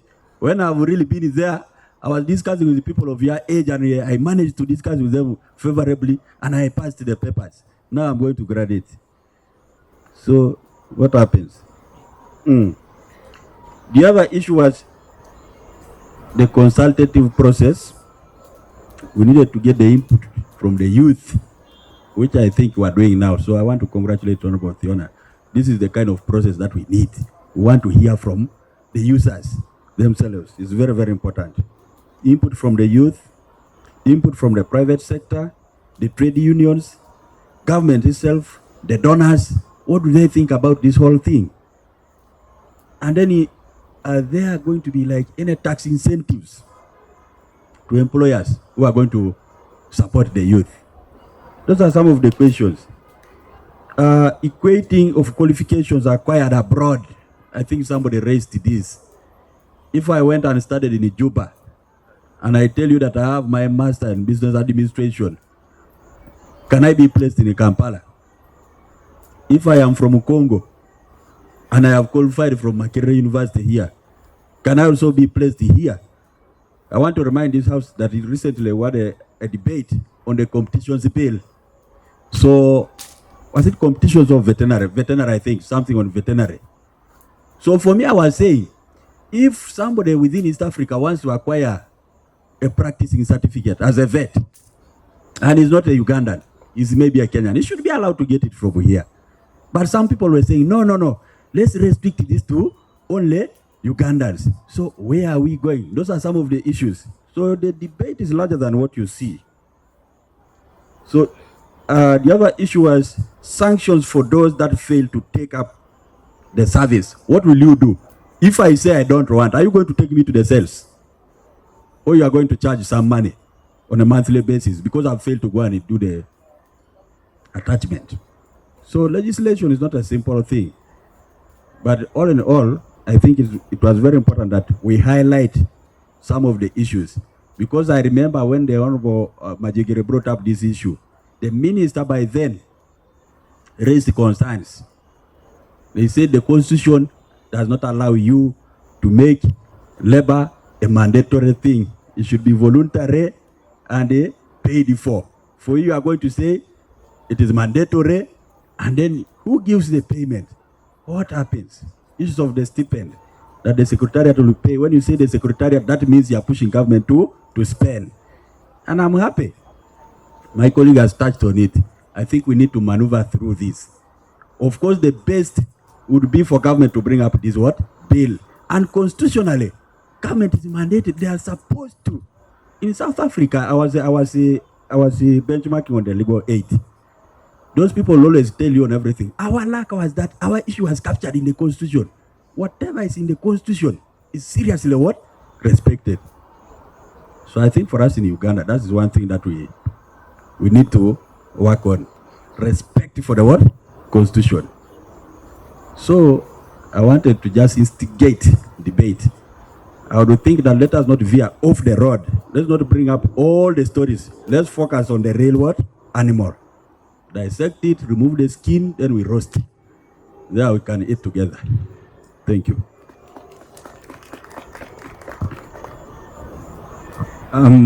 Thank you so much, Honorable. I'm going to just provide one point of information that ties in the last point you just made, but also what Honorable Richard mentioned.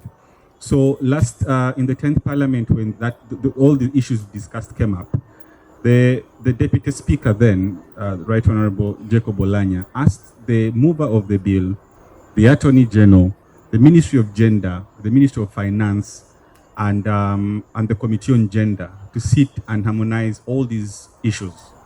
Now, when I was looking at the minutes of that particular discussion, the one thing that was very apparent was that there was an agreement within all these agencies that we need to get this done. The question was on how. So the point of departure was not on the necessity for the policy or the bill, but on how to operationalize it within constraints that all of them noticed. The foremost of them being, of course, financial, but also who houses this particular program. And of course, for us, the best thing that can happen to this piece of legislation is if government takes it up. But we've noticed in the recent past that there are so many things that government wants to do, but they're so slow. Until a private member moves on the floor of the House with a piece of legislation that government ideally should be doing, and then that's when you see the government coming up to either bring a counter bill, and then they sit and harmonize. And so it would be important, even with the issues around the restrictions on financial constraints or financial implications, for the Honorable Nyamtoro to bring this. Only then government will move in. We've seen that with the sports bill. We also saw that with the Children's Amendment Bill a few years ago. So that would be one way of getting the government to move off their, not a vulgar word, to act. Move off their ass.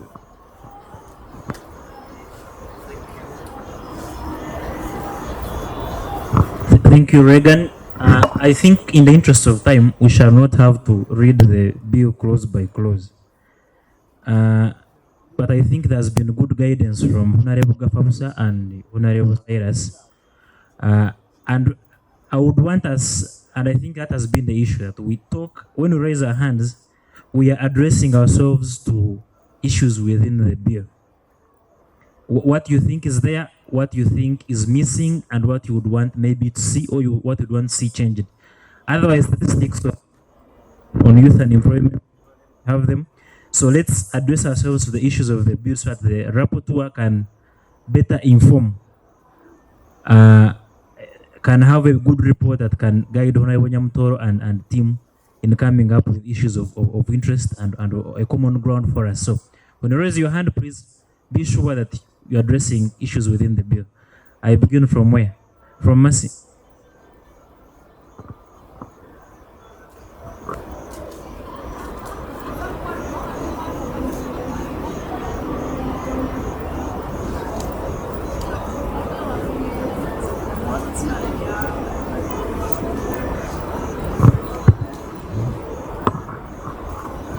Thank you, our speaker today.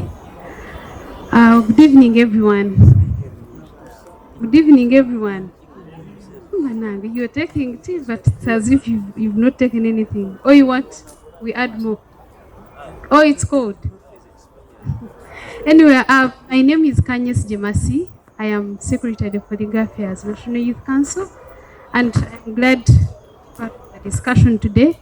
And before that, I want to thank the Parliamentary Youth Forum for organizing this important, discussion. As young people, we are so grateful. And the most important thing, I'm happy that we learn from our MPs. You are really updating us on what is really happening. For us, we don't have really knowledge about this, or we were not there when they are tabling this. And I'm happy that you are really guiding us and know what is really happening. I'm happy for that. But when I heard about this discussion, I was like, I think I need to do something. I had to go through the bill, internalize the clauses and understand them carefully. And I have my suggestions, basing on what you guided the graduates.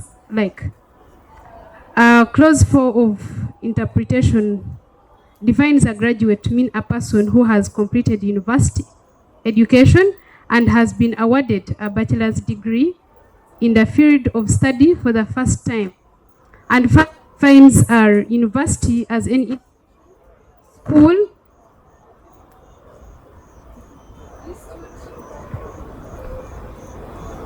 or a center. Okay. Or a center of higher education other than tertiary institution.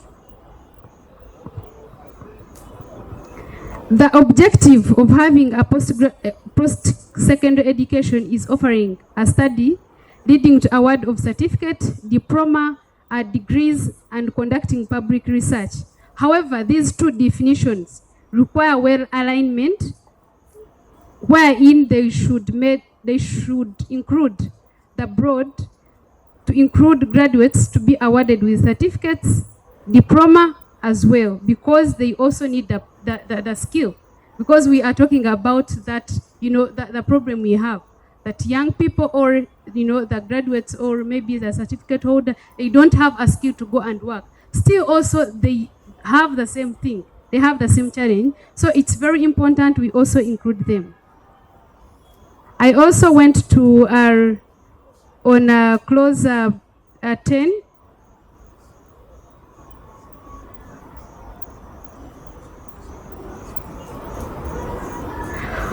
Clause 10 of the bill proposes that a graduate shall be issued with a placement in organization or department relevant to his or her field of study.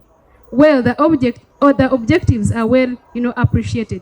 However, there is need to consider limited opportunity in the economy and the need to have functional dynamics, especially at a fresh graduate level. I suggest concentrate pressing a graduate in a sector relevant to his or her field. I am a lawyer by profession, but you cannot tell me that it is mandatory for me to go to a law firm. I can join hospital, in the legal department. So you're saying in line what I studied, I feel like it is limiting. I don't know whether you are getting me.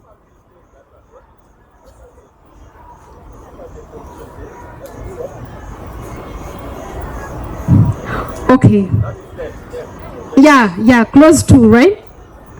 The bill proposes that a graduate shall be issued a placement in an organization or department relevant for his or her field.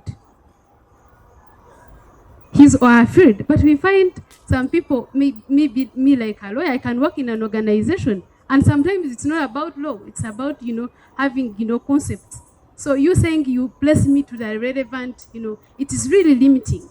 And I have colleagues who did law, but they're not they're not doing their profession. So I feel like it is really limiting. I also on clause 10, which states the Secretariat shall issue a placement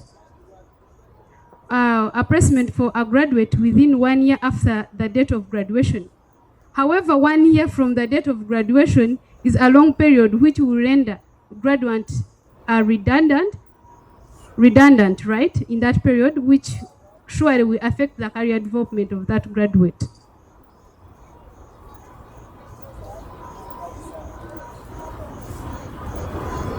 Also, so on that issue, I really suggest that a graduate shall, sorry about that.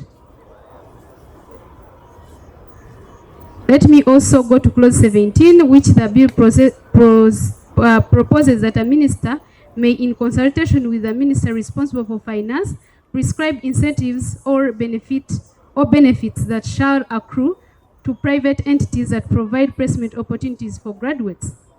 This scheme, this clause, if not changed, it will really put, graduates at the discretion of the minister and may affect the private sector. If you say that the minister should be in charge, only the minister, I feel like it will affect the private sectors, because other people, the private sectors, some of them will be favored, others will not be favored. At the end of the day, it will affect them.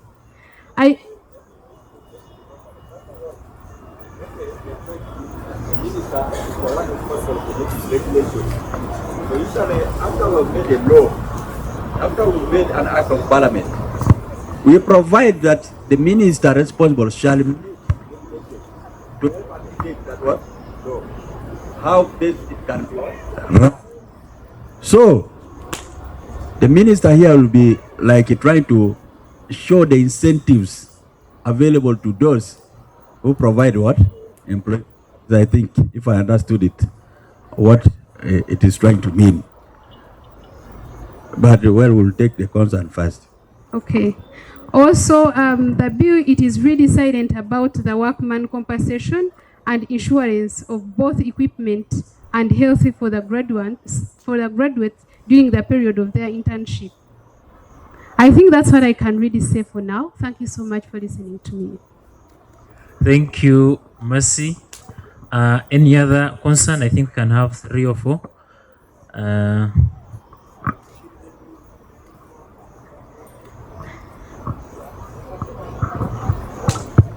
Thank you, Prosper. Good evening. My name is Brian Muhimbura from National Youth Council, Rwampara District. After listening to the 2 members of parliament who were there in the 10th parliament, I am no longer confident on my submissions. One, I would want maybe Honorable Nyamtoro to maybe comment something on that Article 190. Is it 193 or 93?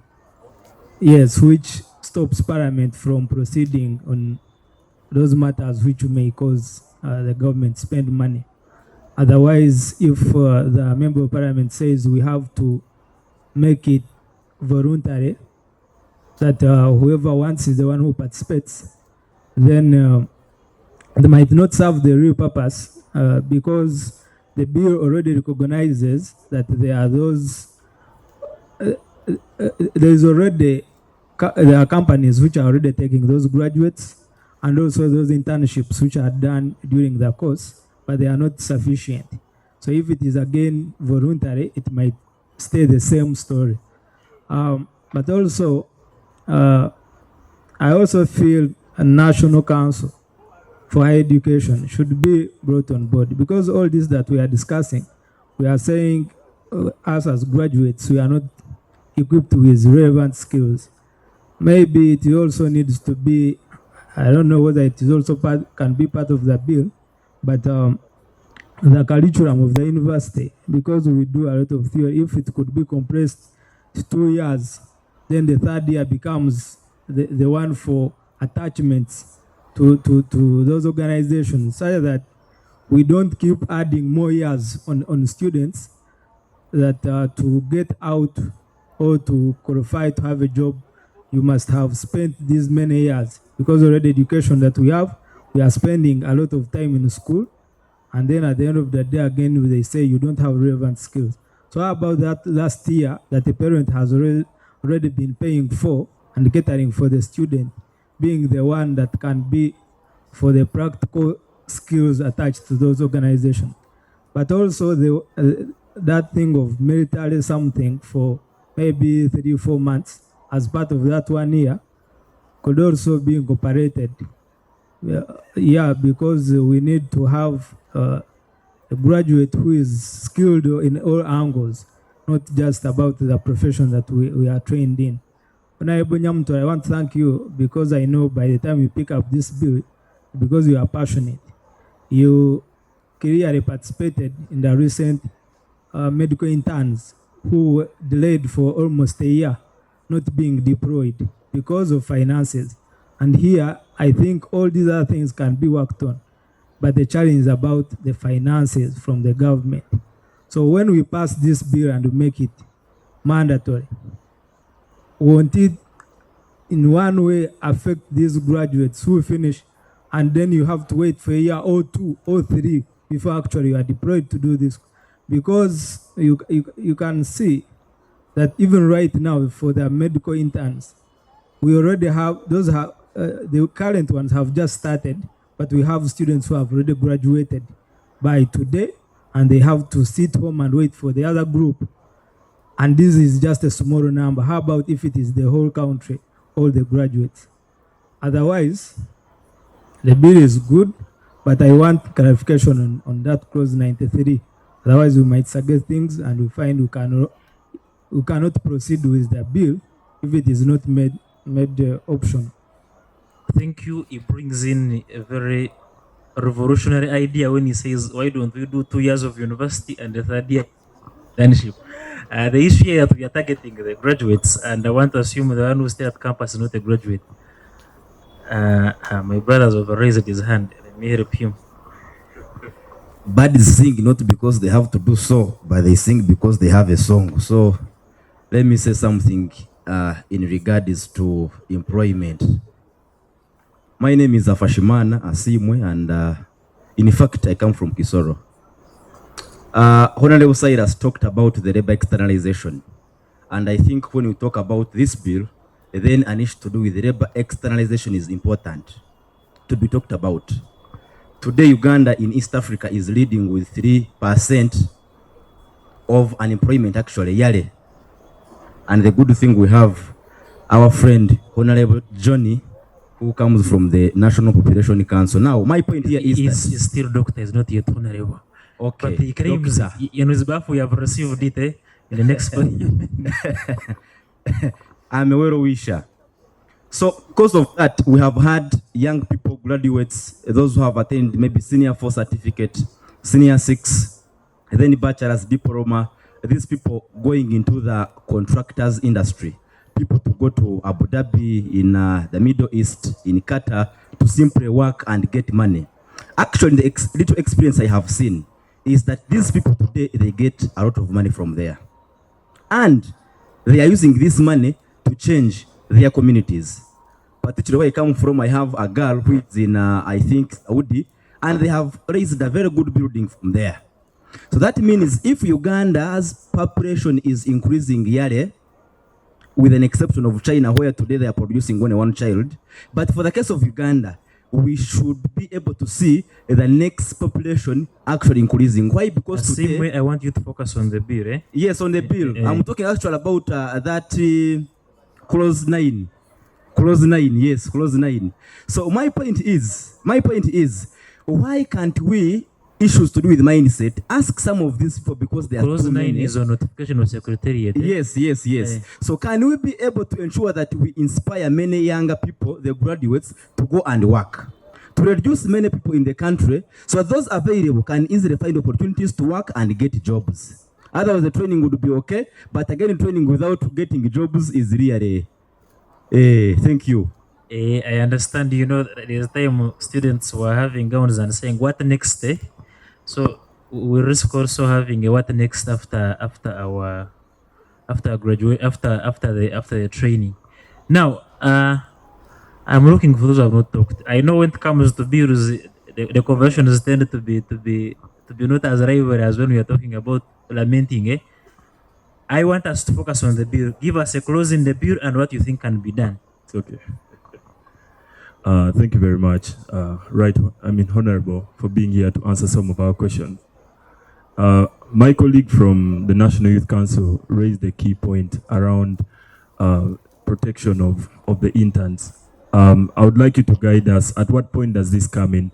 Do we have to include it in the Act, given the fact that youth fall into several intersections of vulnerability, especially, for example, the girl child, because they're economically disempowered, but also in aspect of gender. We have clause 6, I think D, the role to investigate and determine complaints in relation to the scheme. We also have a Whistleblower Act 2008 that has not been implemented. Can we then find a way, either here or within the guidelines, that this is made compulsory for the people that host the interns, given their unique vulnerable situation? Yes, thank you very much. Thank you. You talk workplace safety. I think many organizations have policies around that. The issue could be that some, for instance, Mercy talked about insurance. You find some of those benefits are left for the full-time and contractual staff, and interns are also. I find it a good idea. Workplace safety and issues to do with insurance, and those benefits accrued to the interns will be there for 1 year. Any other suggestion? Uganda National Students Association. Thank you so much. I'm going to talk like a student. First and foremost, no exams, eh? Yeah, sure. I'm going to talk about 14, clause 14, which talks about the exemptions, where they say they make this program compulsory for everyone. I want to, a case in point, if let's say someone, there are people who are sure even before they finish studying, they are sure of a job. And actually, even most of these people who are always assured of a job, most of them are the sons of ministers, members of parliament. And I believe one of the reasons why they would not support this, they would not want their sons and daughters to first go for a graduate training, waste all that year, when they know very well that they can directly take their sons and daughters to for a certain job or a certain office. So I believe saying that for someone to qualify for a job, they must have this graduate training certificate. I think it should be made open. It should be optional. Maybe for people who are willing, they can attend, and for people who are not willing, and maybe they have jobs where they can be attached to, they can straight away go to those jobs. And then the issue, this bill I've been trying to look through, it does not clearly state on the working conditions when this person is deployed somewhere in a certain company. There are no clear working conditions, how this person is going to be treated. We as students, we go for internships, and we are treated poorly at this in this organization, be the government organizations or private organizations. A case in point, you find someone is, let's say, working at parliament, and these people are not even, they are just there for internship or training. They are not given lunch. And these are students who do not have any earning. They just depend on their parents. And around parliament, for you to get lunch, the lists, the cheapest restaurant would be around 10,000, or even, I don't think even 10, it would be even more than that.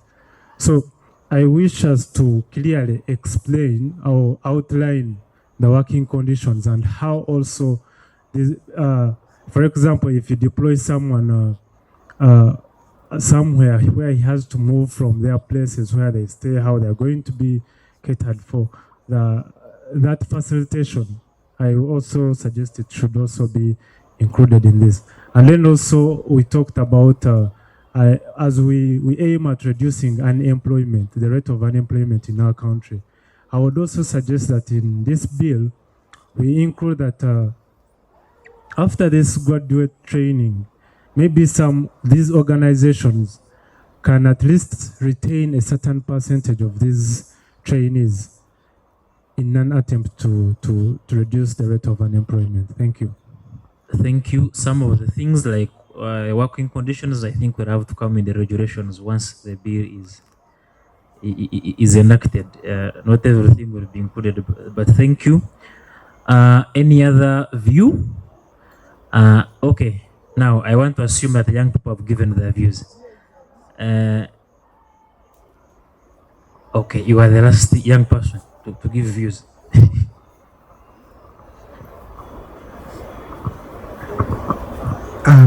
I'm called Matthias Tumairi. I'm a finance person. Also, I work with Faraja Africa Foundation. I have my own company, BDC, that's a consultancy company.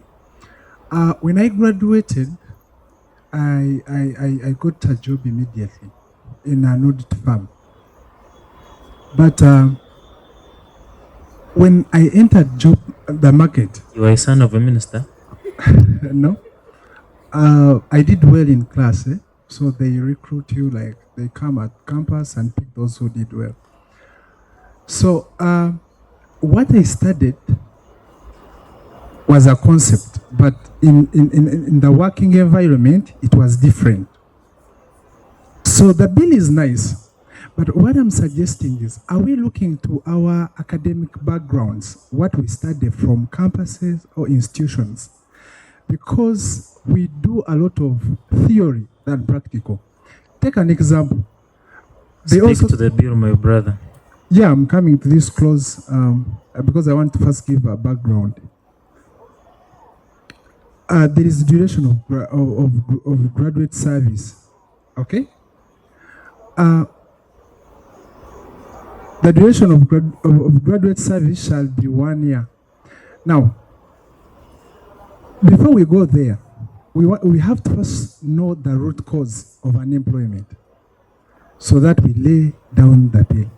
So what I'm saying is, I came to find out that we need to first solve the theoretical knowledge that is imparted in us at campuses. Then we come to the job. For us to get a job, we need to be having those skills.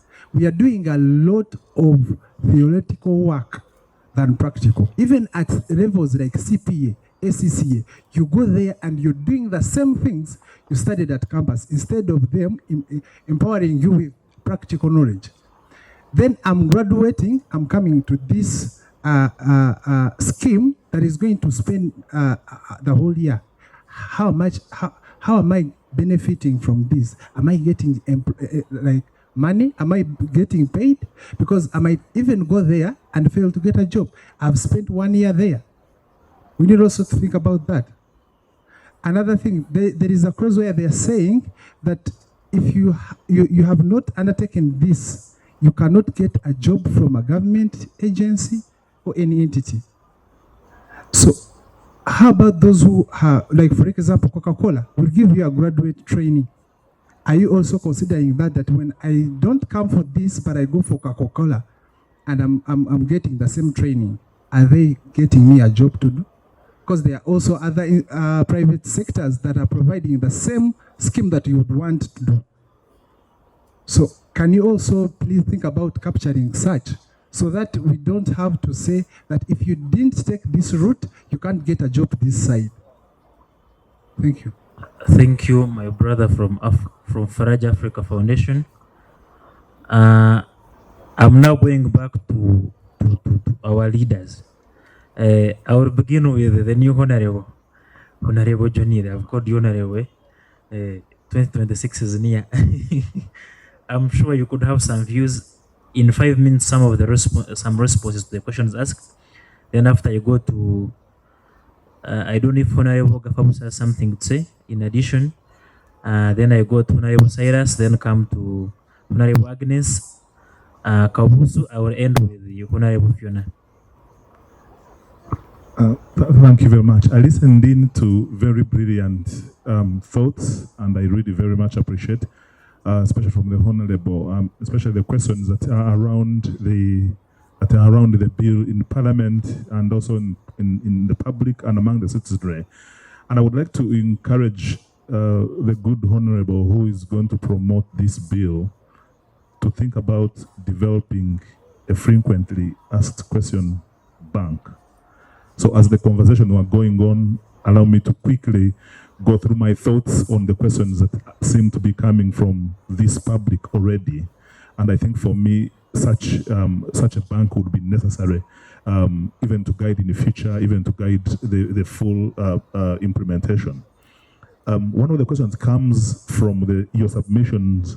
Of course, many of them are as a result of our either limited time to read or not having got an opportunity to actually read the bill, and that's literally understandable. Should this bill be for nationals? I think my view is that this is a national bill. It should be for Ugandans. And should a Tanzanian come and do it, I think you are wasting a Tanzanian time to come and tell them, I want to do it. I think it's both a service to your nation and the nation is also giving a service to a citizen. I think for me, it should be clear that this is a national program for Ugandan nationals. But again, this can be discussed. My take on another question is who pays for this? I think for me, having read about this and where it is done, this is a cost-sharing venture. It's a cost-sharing between employers, government, citizens, and the young people themselves. Another question that seems to be coming through is, should Ugandans who study abroad come and do it? Yes. Ghanaian experience shows that Ghanaian children, parents who know what this means, after finishing a degree, they send them back to Ghana and they do the national service and return. You never know when you will need your country. You never know when you want to seek a national position. This would be a requirement in a way. Should the bill penalize those who do not participate? This is a very interesting question and should be answered from a round perspective. The answer I would think is a yes and no. I think for me, for every decision, there should be a consequence. I may not take you to Luzira, but I think there are things you should forego should you choose not to take this up. It shouldn't also be left to whom it may concern. I think the government needs to be intentional and actually say, for example, just like not every Ugandan wakes up and picks nomination to be a member of parliament. At least there are some papers you present. I think for me, this should be added on the paper that you present before you vie for an election. If I know that electoral commission, even before they ask me my degrees, they ask me for my national service certificate. I think for me, this is very important. Honorable, you raised a very pregnant point, which I think I appreciate, about monitoring and evaluation of this. I think a robust monitoring, learning, and adaptation program, this should be done. And I think it would be in the remit of the secretariat that would be doing this. I think this should be included in the bill. Should there be a specific period attached to when someone is take up the training? This is commonly coming up. I think for me, we shouldn't put that when you graduate within a year, you should take up this. I was telling my friend here that I can choose to graduate in 2023, choose to first go home and marry, produce all the children I want to produce, but I know I have a debt to my country. After 10 years, I return and I do the bill. So for me, this is not a bill for youth. This is not a bill for young people. It's a bill for Ugandans. We could focus that if a bill is passed in 2023, anyone who has finished from 2023 and above can, but I can choose to do it in 2040. There shouldn't be an age limit to do this training or this opportunity. And I would do it for different reasons. I want to stand for MP. I never wanted. I want to get a job in Uganda government. I never wanted to work for Uganda. But there is an opportunity and I'm thinking of something. I come and do it. Should there should there be an age definition? I think that's more or less the same, and there shouldn't be an age definition after graduating. Should it be voluntary? I highly recommend that this should have both voluntary and involuntary. Someone should not be taken because they have not taken this program. But I think someone, if they choose not to take it or take it later, there should be a give and take. I have not taken this training by law, but should I want a BC, I know that this certificate is required. I am sure that government is intentional when it takes us Chankwanzi, and there are things that come to you naturally by training in Chankwanzi. So I think for me, this is Chankwanzi rebranded. Take people for Chankwanzi, teach them civic education, give them a job, let them have an income, give them additional, make it a 360 degrees training, graduate training in a way. Who bears the cost? I think for me, I would recommend a quick and dirty conducting cost-benefit analysis. You would be shocked what results you can actually get. I think the results will be in a high positive. It may look, 3 trillion may look a lot, but interestingly, if you asked all employers, I think Honorable looks at it as Coca-Cola is helping Ugandans train them. I think Uganda is helping Coca-Cola to give them Ugandans to work for them. So Coca-Cola needs to pay Uganda. And I think for me, the National Coordination Office can receive all the money from the organizations that are recruiting our Ugandans and then use that money to pay them their monthly stipend in a way. So this can be an income for government actually. There is dropping down. You can choose to do 6 months and drop down. You have saved for another person who is going to do a whole year. And you have not completed. So time for completion could actually be. I like the question of how long should it be. I think for me, the question is, it is not work. You are actually working and earning. It is a job. You are preparing. We are giving you the experience. It is also a give and take. I know banks, like my colleague has just mentioned, banks sometimes pick us in my second year. But I think for me, when I know I can just take up a quick job and I don't do the national service, which is also fine. But should I ever require national service? I should resign from a bank and go and do 1 year national service. I should be ready to be welcomed anytime. Is this program internship? Is it training? Is it job? It is mentorship? My answer, I think, is yes. It is all round. That's why I'm referring it to a 360 degrees program. Is this bill replacing internship program? Yes and no.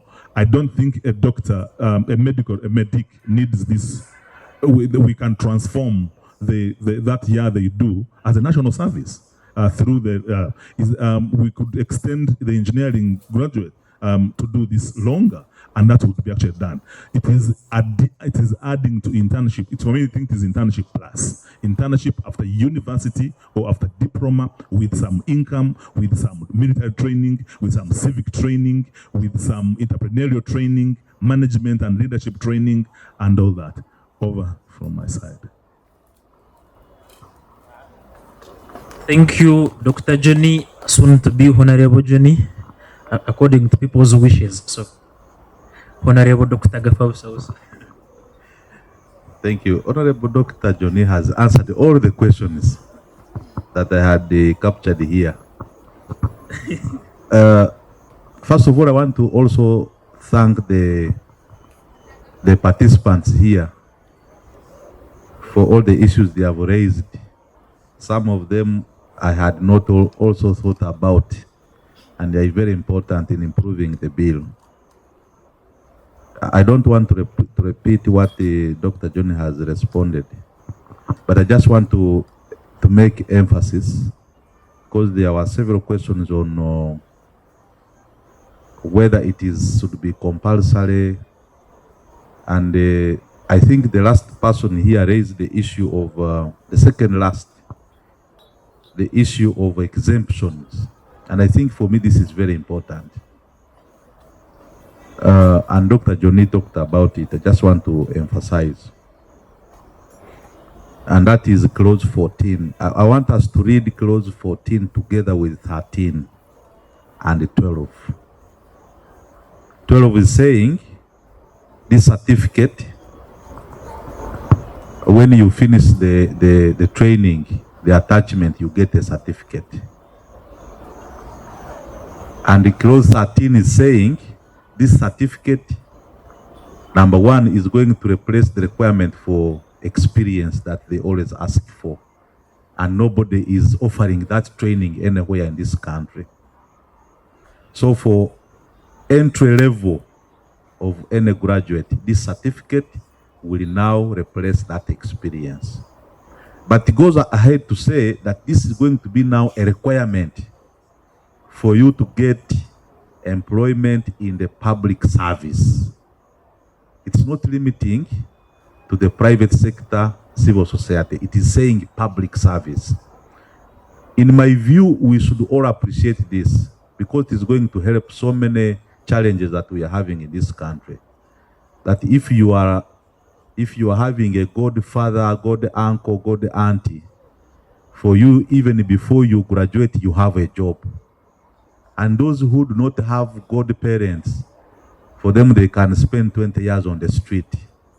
I think this is going to be an equalizer for all of us. If you are interested in public service employment, that without it, please don't expect any employment in the public service. Whether you are a son of the president or you are a son of the peasant in Bundibujo, it is an equalizer for all of us. And I think we should appreciate it that way. However, when you go down to 14 on the exemptions, I think this is adequately provided for, that for you after graduation, if you have got employment in the private sector or anywhere, not in the public service, they are saying you apply, and that's the exemption. And you apply for exemption to undertake this training. Whether 6 months or 1 year, whatever we shall have agreed. And one of the reasons you'll give for exemption is that for me, I have graduated, but I already have a job. So I will not have time to first leave the job to go and do the training. I think that's one of the reasons you'll give, and it is understandable. However, like the doctor said, tomorrow or later on, even if it is after 20 years, if you find an opportunity and you want to join a public service where it is required, then you go and do the 1 year training, the 1 year service, because it is a requirement for you. And that's where I also agree with him and all the other people who are talking about the age, that we shouldn't have an age limit. Like we had they had proposed in the bill 30 years. You can do this graduate service scheme even when you are 40 or 50 years. As long as you know now you want to use this certificate to get this employment in the public service. So yes, I agree. This is not for the young people, it's not for the youth, it is for Ugandans. I think the question we have not responded to, I think, who asked this question, the doctor here. What's your name again? Mercy. I think nobody has responded to this question. Mercy was asking, I don't know if it's Mercy who asked, but someone asked, if you studied from outside Uganda, because the bill is saying all universities, all higher institutions of learning are going to submit lists of their graduates to the secretariat for them to be able to attach these graduates. The question was, how about those who have studied from abroad? Who is going to submit their details to the secretariat? That was the question. I think this is something we need to capture in the bill. Because who takes record of those Ugandans who are studying abroad? If you graduate from Chamboko, Makerere, IU, and the rest, they are going to submit to the secretariat. How about those who have studied in Stockholm, in the US? Who is that is going to capture that? That was the question that we need to capture in this bill. Because we are saying this is for Ugandans, whether you study from here or you study from abroad, you should come if you are interested and enroll for this program. But who is going to submit your details that you have graduated? I think that is not captured in this bill, and we should really be able to provide for it. For me, this is what I can add from what. Otherwise, Doctor, you responded to almost all the questions that I had listed here. Thank you very much. Thank you, Honorable Kafabusa. About recognition of those who study from abroad, I know Ministry of Education is developing recognition of prior learning framework. When you come and you are from abroad, your qualification is recognized under certain framework, and you get on common terms with those who are in Uganda. Thank you so much, and I want to appreciate my colleagues. At least what I believe is that this firewood has not been burnt for nothing. At least there's some good reason, and we are going to come up with something workable. Number two, what I see here is a replica of what happens in the House of Parliament. When it comes to making of the law, you find the House usually shrink. A number of people take off, and then those who are really up to it will stay. So I liken those of you who have stayed to the real members of Parliament who are serious about legislating for the country. Thank you for staying up to this time. Yeah.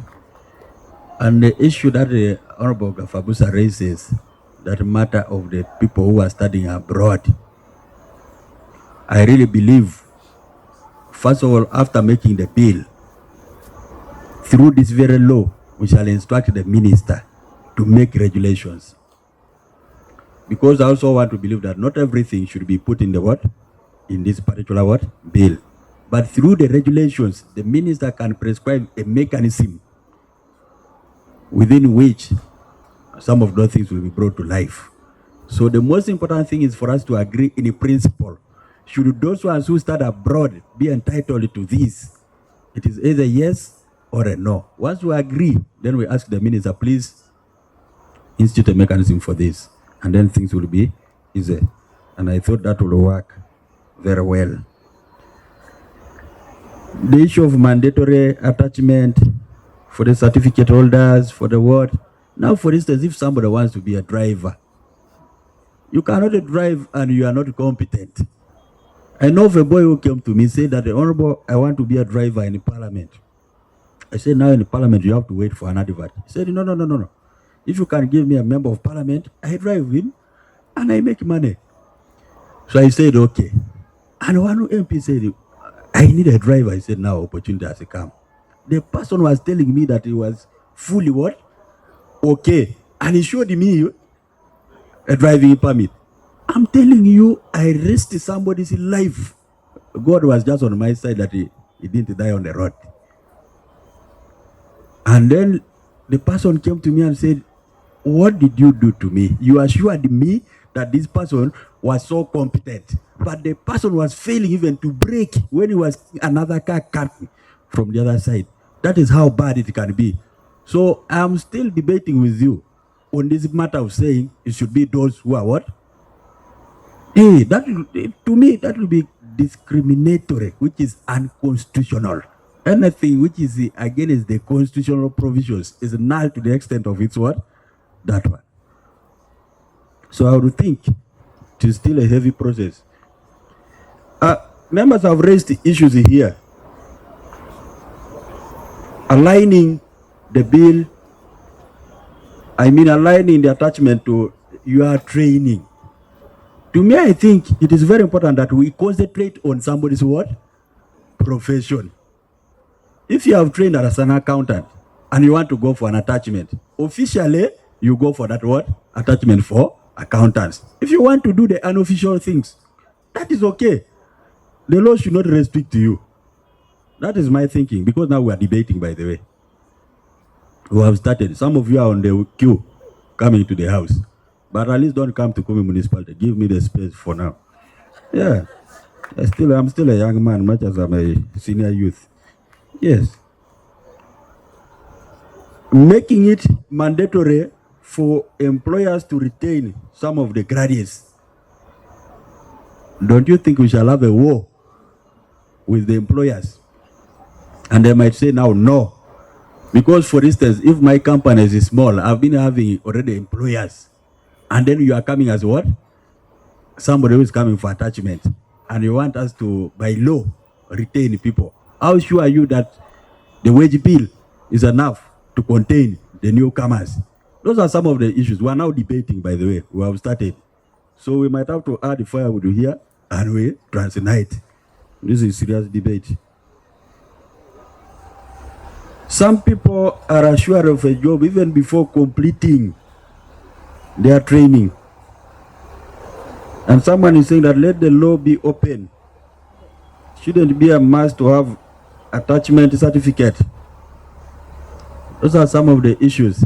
And I think, Honorable Kafabusa, you had your opinion on that. And for you thought that it should be, that is an equalizer. Be it a poor person's nanny or whatever, all of us must first go for that attachment. But now I have another side. I'm coming from the other angle. What now happens if we have graduated, we qualify for attachment, for you get it to be attached, for me I'm not attached, not by my own making, but because there is no vacancy. How do you create the equalizer? That is now the debate. You see how difficult it can be. For you got an attached before me. There is a vacancy. For me, I don't have a vacancy, but I'm also qualified for attachment. You graduate before me, so you have the certificate before I get it. What then happens? So even when you go and sleep tonight, go and dream about this, then you tell us about your dream. What did you get in your dream? What is the answer? There is a large debate here. Yes. Exemptions, probably that's a good idea. We provide for exemptions for certain categories. For instance, for me, I qualified as an accountant. And for us in our profession, I know there are, do you have any CPS here? Or ACCS? Aha, you know the requirements. And once you are done, if you want to practice, there are already requirements there. You must first be attached to somebody for how many years? For us, the CPS, I think, is 3 years. So there are already such schemes of service. You must be attached. So what happens to such existing what? Schemes? In medical, those requirements are there. In a law, I think we're talking about LDC. And then the bar codes, I don't know whether there are bars in a court. Where is the lawyer? I think we had a lawyer here. When they say bar codes, what? Council. So, council, what happens when we talk about the bar? And there are bars, is it the bar for drinking or the bar the metal? So the bar codes. So iron bar. So they are nearly every profession already has its what? Requirements. Medical, for us in accounts, for you in this. In education, the teachers are taken for teaching practice. So what are you going to do about that? We are now debating and we have just started. So the person in charge of firewood, please bring more firewood. So there are many issues for us to talk about here. So I think Honorable Nyamtoro, first of all, for me, I'm so excited to took up the mantle. And we have today received a lot of input from the young people. And we are going to grind this to create ingredients that can really refill the bill properly and we churn out the proper output. But I want to commit myself and assure you, I am behind you, 101%. This is the only way we can grind and force government to do what? To come and join us. Now that they worked on the sports bill, private versus government, I mean, they came together, they created one bill. Let them also do the same for this. So that they fund it. They fund it. For me, that is it. The bill needs to be supported by government. And this issue of saying Article 93.3 should not stand and should not stand on the way of this bill. We don't want barriers to be created unnecessarily. That is not okay. So, I think it has been a great evening to me. Go back and read this bill, internalize. We still have the space, we still have the time to understand everything, revert, we quickly mold it, but also to encourage the Honorable Theona, you can now seek for leave of Parliament, so that we ask for that certificate of what? Financial implication. I say so because we are already in 2023. In 2024, PAP, for me who is aware about this, I'm now in my second term. 2024, we are now talking about who is coming for me. You know, because universities turn out to graduates start talking their university English. Everybody will say, yeah, I am the best one. I have to prepare as an elder. Wait for the young ones. This is the time when we are cooking. So, if we want to have this bill go through, this is the time. And it has to be quickly what? Sought for. Let us seek for leave, then we come down to consult. After all, we have already done some of the consultation. Look at what happened with the homosexuality bill, anti-homosexuality. We passed it in how long? I think less than 2 months. Less than a month. So if government can support a private member to pass a bill in less than a month, why shouldn't they pass this one, which is constitutional also what? Recognized. So I think we have a duty to remind government that we should not be reminding them, but they should be doing their work. I think that is true. We need to do that. So I am totally in full support. Luckily enough, in terms of opportunities, the Minister of Gender seems to be supporting our position. Yeah. Number two, when it comes to issues of housing of the bill, already the Minister of Gender has been doing some of these things. So it's just about increasing people's what? Load of work. Adding them the work. Then we tell them, we're just giving you more assignments. We're not creating a new charge on the consolidated what? Fund. We bypass our issues about how to jump over the bridge. And we are there. So thank you so much. Thank you. Should you call us in the morning again tomorrow, I'll be here very early. Thank you. Thank you, Senior Youth Honorable Cyrus from Kumi. No one should go there. Also, I think no one should go to Changswa.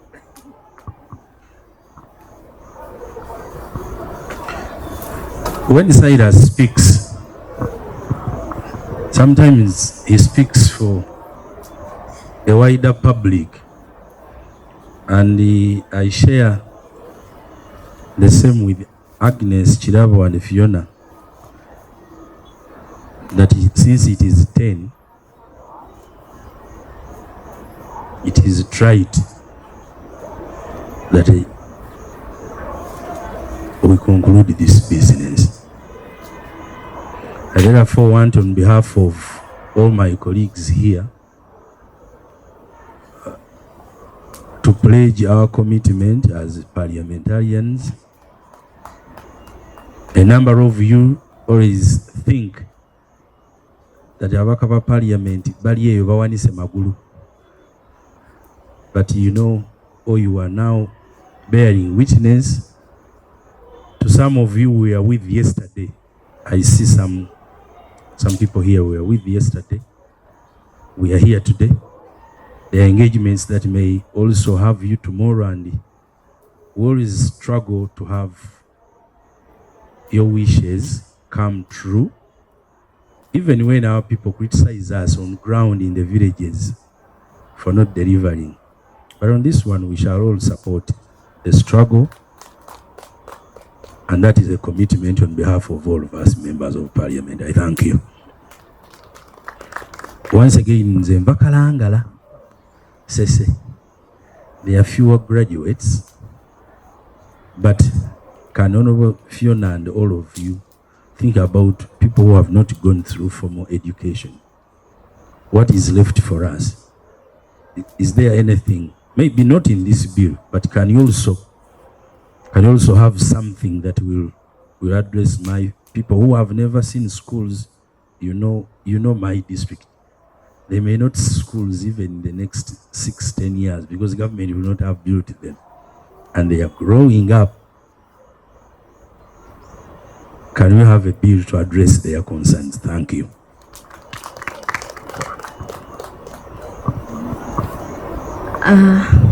Thank you so much. I think I should stand up. Once again, I'm Agnes Chirabo Nantongo, the youth representative for Central Region.